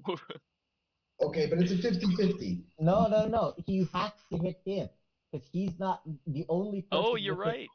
Yeah. Oh wait, actually, Justin's body's on the But ground. but he's unconscious though. Kill me. Like he's lying on the ground. I think it's usually meant that it's I see a figure, some figures standing up, and I just swing at one of the Okay, yeah, that's it. silhouettes. I don't want you to kill Justin either. All right, Yeah. so you make your 2 attacks against this guy then. Alrighty. Non-lethal. Well, you have to roll wisdom. All right, roll a wisdom save because you are still raging. With your first strike, you knock him on. Paul, let's just roll the wisdom. Let's see what you do. Oh god, Roll you're saying I might just kill him by accident. You're in a Okay. rage. Hey, Dude. You're in nat a blood 20. rage. All right. Okay. I So- live to fight tomorrow. So your first strike knocks him unconscious as you raise the axe above your head to cleave him in two. You would barely manage to constrain yourself and drop Instead, the blade. I kick him in the kidney. All right, he is unconscious. All right, well done. I will tie him up, I guess, with some of the rope in my explorer's pack. I Hempen will. rope. I will urinate on him as an act of frustration. What Uh, are you trying to do with this guy? can I ask the I asked the smith if I can borrow her file. I want to file down his jagged teeth to be flat. Roll a persuasion roll with advantage because you can see that he's A 2. She doesn't want any part in this. yeah. She is excited and quite happy to see that you have defeated this man, but she suppresses that feeling and gives a neutral face and says, No. She closes the blinds on her shop uh, uh, and says, the last thing she says to you before she goes into the back of her tent is, Get out of here. Okay. All right, I guess can I can I like roll to just like knock his teeth out or something with my bent iron band? Oh boy. I want you to roll a medicine check with disadvantage. If you roll badly enough, you're gonna kill uh, maybe I just punch him in the face. Is that less likely him. to kill him? No. You already said what All to right, do. all Let's right. see it. With that one. All right. With your first attempt at a Oh careful well. strike, you smash his teeth into his brain, and crush his lower jaw with the heavy, cursed iron band. Well, they'll get the message. I take my rope back. All right. You got your steel weapons, and it's time to go on the caravan. All right. So I don't know. Hold up. Did anyone have any good loot on them? Oh, If he's checking them for loot, I want to go and decapitate them.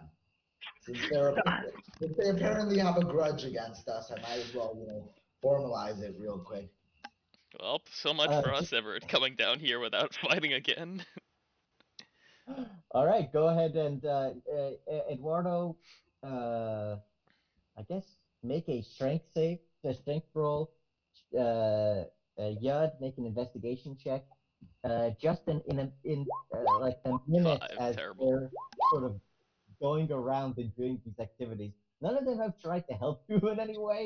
Yeah. But you you He's just eventually snoring. sort of you eventually sort of shake yourself out of the concussion you suffered.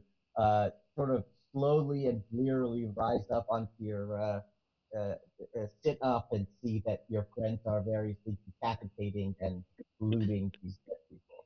I'll I be a, nod with, I nod with approval that they're appropriately brutalizing the enemy over helping me. And then I'll cure wounds myself. Okay. I'll be like I'll say to him, about time you woke up. We've been busy actually dealing with the problem. Thank you very much for your help. I Unless sheepishly things changed after I went unconscious, I did way more damage to them than you did. You did. I think I did like 8 damage total in the entire fight. Damn, that AoE, the passive area of effect against everybody around you yeah, is the insane. Spirit Guardians is so good in those situations.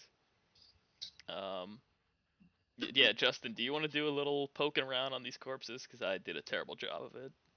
I got big hands. Eduardo, you did a Um, great job decapitating these people, despite the fact that you have a stabbing weapon.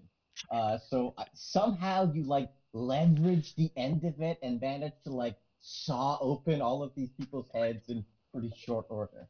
Well, we gotta Well, send a message. can I, Uh, if I have, Justin, what are you trying to do? Alright. if I have additional time, I would like to implant this if head. there's any kids around, I'll cut their teeth out and throw it. Since that went away last time. I mean, I'll you don't even, you all could just over pick up the teeth of this guy that I killed by accident. I guess All right. Those are already on Yeah. the The ground. only thing you find on any of them, they seem to be wearing these shitty leather garments that are already pretty badly damaged, aren't worth shit. You Do they have find on schmeckles at the least? you don't find any speckles, but on the Oh. lead guy, you find like an ounce of some purple crystal. I say, prosciutto, this seems more like your kind of thing. Do you want this? Yeah. I'll snort a small bump of it. Okay. Roll. This could easily be the dust he's like thrown at our eyes. No. It's not gray. It's purple and crystalline. It's kind of a big grain, but you can sort of grind it down and snort a little bit. This with the small roll a constitution save. God, we're animals. 18. Uh, I rolled Nice. really well on all the things I'm bad at, and really good on all the things I'm good at today. So it goes immediately to your head, and you feel great. You feel not high exactly with the quantity you consume. You just feel like super focused. You feel extremely confident that you are a heroic figure with a destiny of greatness in front of you. I'm gonna start singing a theme song about myself out loud as they continue to search the corpses. All right. Okay. So you've searched these uh, so are we gonna like bodies. pin their heads to the wall and then like write in their blood like Crimson Legion or something? I don't know. Are you doing that? I'm not the one who cut the heads off. I was impaling the heads on the weapons, is what I Oh. had said. Okay. Oh, Sick. gotcha. Yeah, I'll write Crimson Legion in blood on the wall next to it. Cool. Yep. And Justin, the priest, is distributing shattered teeth to the various youngins. That's right. You Come here, see, children, and learn a lesson about these elven scum. a lot of these kids are elves, but you, despite the fact that a few of their parents try to discreetly take the teeth from their children's hands as you leave, you hear some screeches of discontent from the children as they're very happy with their new souvenirs.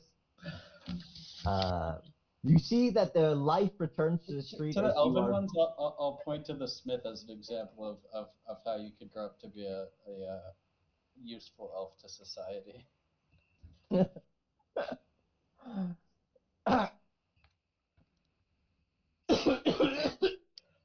Ugh. All right. God, we Well, really deepen that grudge. Oh well. yeah, I certainly think people are pissed.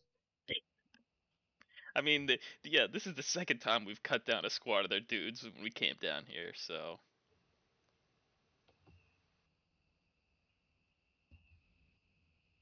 Well,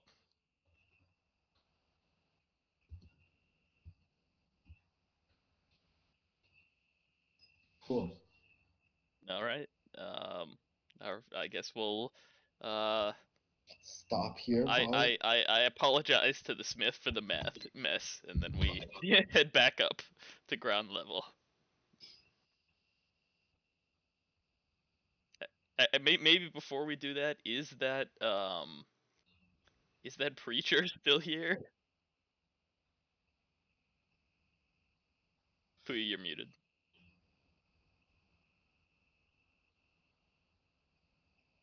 Puya is muted.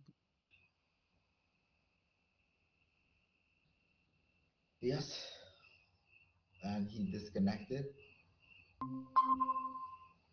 Yo, do we see that preacher stall about? Can you guys hear me? Now we can. Now, just now, the first time. Okay. Well, I don't know why it's doing this, but it's fine.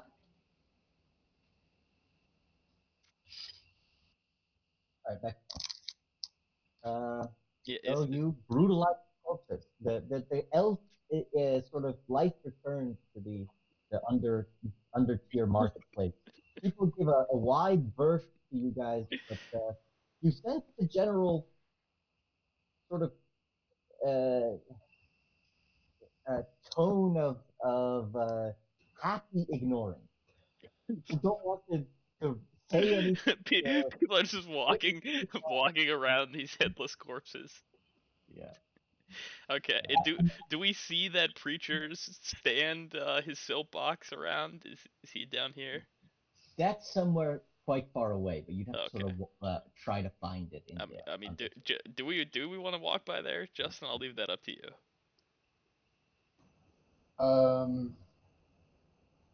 Yeah, I'm not really looking to get into any more trouble Yeah. Okay. We head back up to the surface then. before I the fight. quickly before we go, given that people are returning to the marketplace, I'm gonna just quickly shout out that for any brave souls that want to do heroics and want to learn to be heroes at combat like us, join Rams, the new elite fighting force of the Crimson Legion, and fight for justice.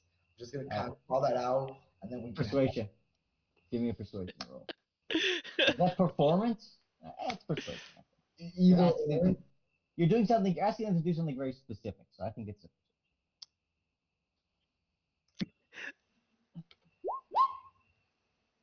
All right. Well, Did I roll badly again? Let me see. you got a 10. Yeah, you got a 4. See, I did it again. I rolled the things I'm good at.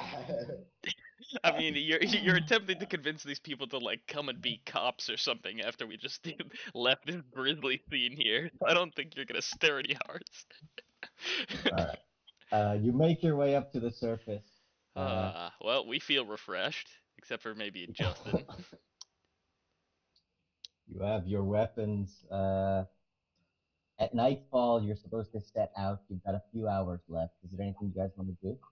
Well, I think we'll probably go back to the inn and regale our fellow drunks with our latest brawl story, and just try to get some rest before our, uh, adventure, our expedition. Okay.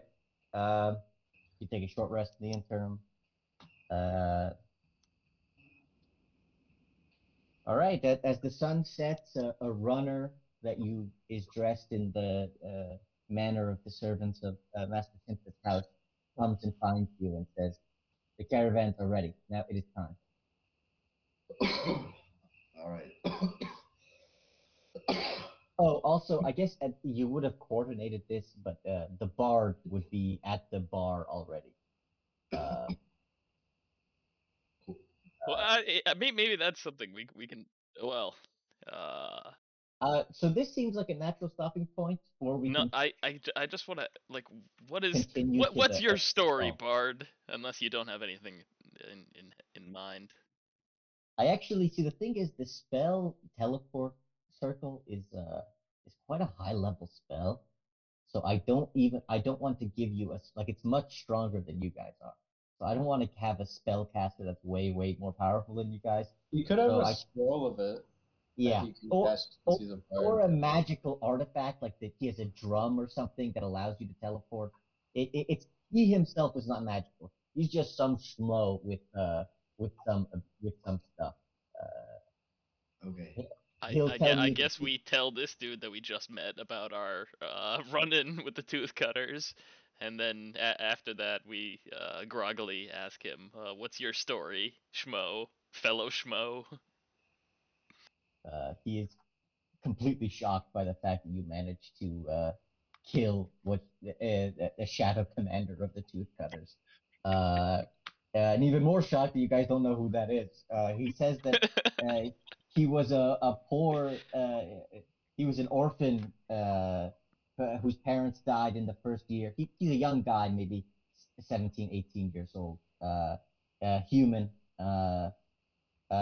He said that in the chaotic years following the killing of Kalak, he had lived as an orphan in the Warrens and in the Underdark, and he had learned to keep a wide berth away from these tooth cutters.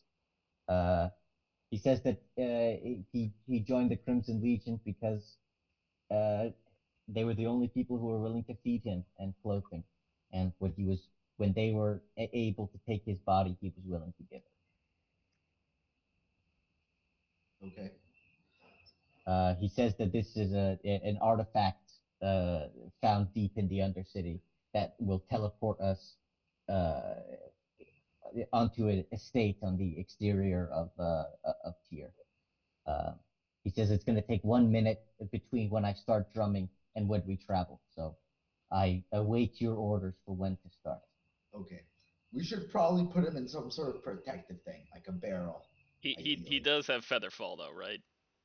That's crucial Yeah, to the plan. Okay. yeah. He's a third level bard, so he has first and second level spells, so he has better.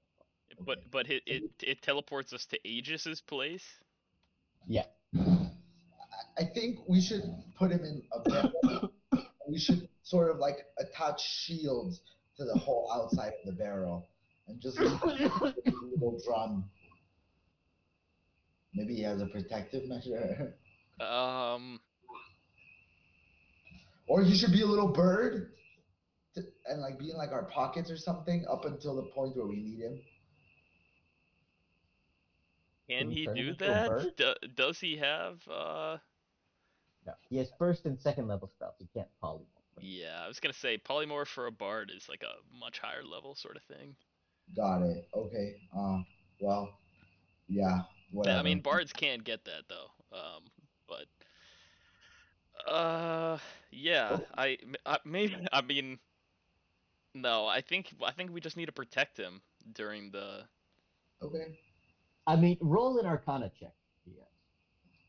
Also, if it's an item, we can just take it off his dead body and Yeah, drum it in. Justin could Well, probably yeah. do All right. Yeah. bang the You're drum. Yeah.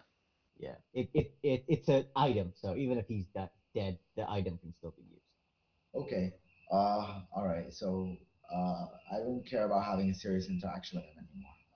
I'm Okay. going to. I'm gonna. I'm Can you gonna give put a my. name at least, Puya? I'm gonna gently put my hand on his shoulder. I'm gonna wink at him, and I'm gonna ask him what he thought about the part of the story where I peed on the tooth cutter. The bard named Flea grins and says, "They His name certainly is fucking Flea. deserve it." Yes, his name was Flea. They certainly fucking deserve it. I hope That's their I'm fucking gonna. hysterical. eat the rot out of I'm their gonna, heads. I'm gonna just continue sort of running my hand on his back and be like, yeah, so you liked when I peed on him then, huh? All right. Do you want to fuck him? You can No, roll it. Okay, all listen, I'm good. Is this your first battle, Flea? right. He says, uh, I, I always just keep time. I've been in a lot of battles, but I've never killed anybody. Well, uh, get ready to kill a lot of people soon because you're now an elite commando. You're Yeah. part of Rom's Rams, formerly inducted. We're the best of the best, buddy. And I slap him way too hard on the shoulder. All right. It's not a drum anymore. It's like a giant lute that sounds like a bass. Okay. Yeah. And his name is Puri. Is it something I can play with one hand, potentially? Maybe while holding a sword in my other hand? Because Uh, no. No, you gotta like strum it for a little bit. no, it's a See, two. No, Puya it's a now. two-handed thing, and it Yep. takes my action to use For 1 minute, so 10 rounds. a significant amount of time, nonetheless. Okay. Yeah. That's fine. I was gonna say now that Puya has put a base into the game, Justin must just be rooting for the bard to die.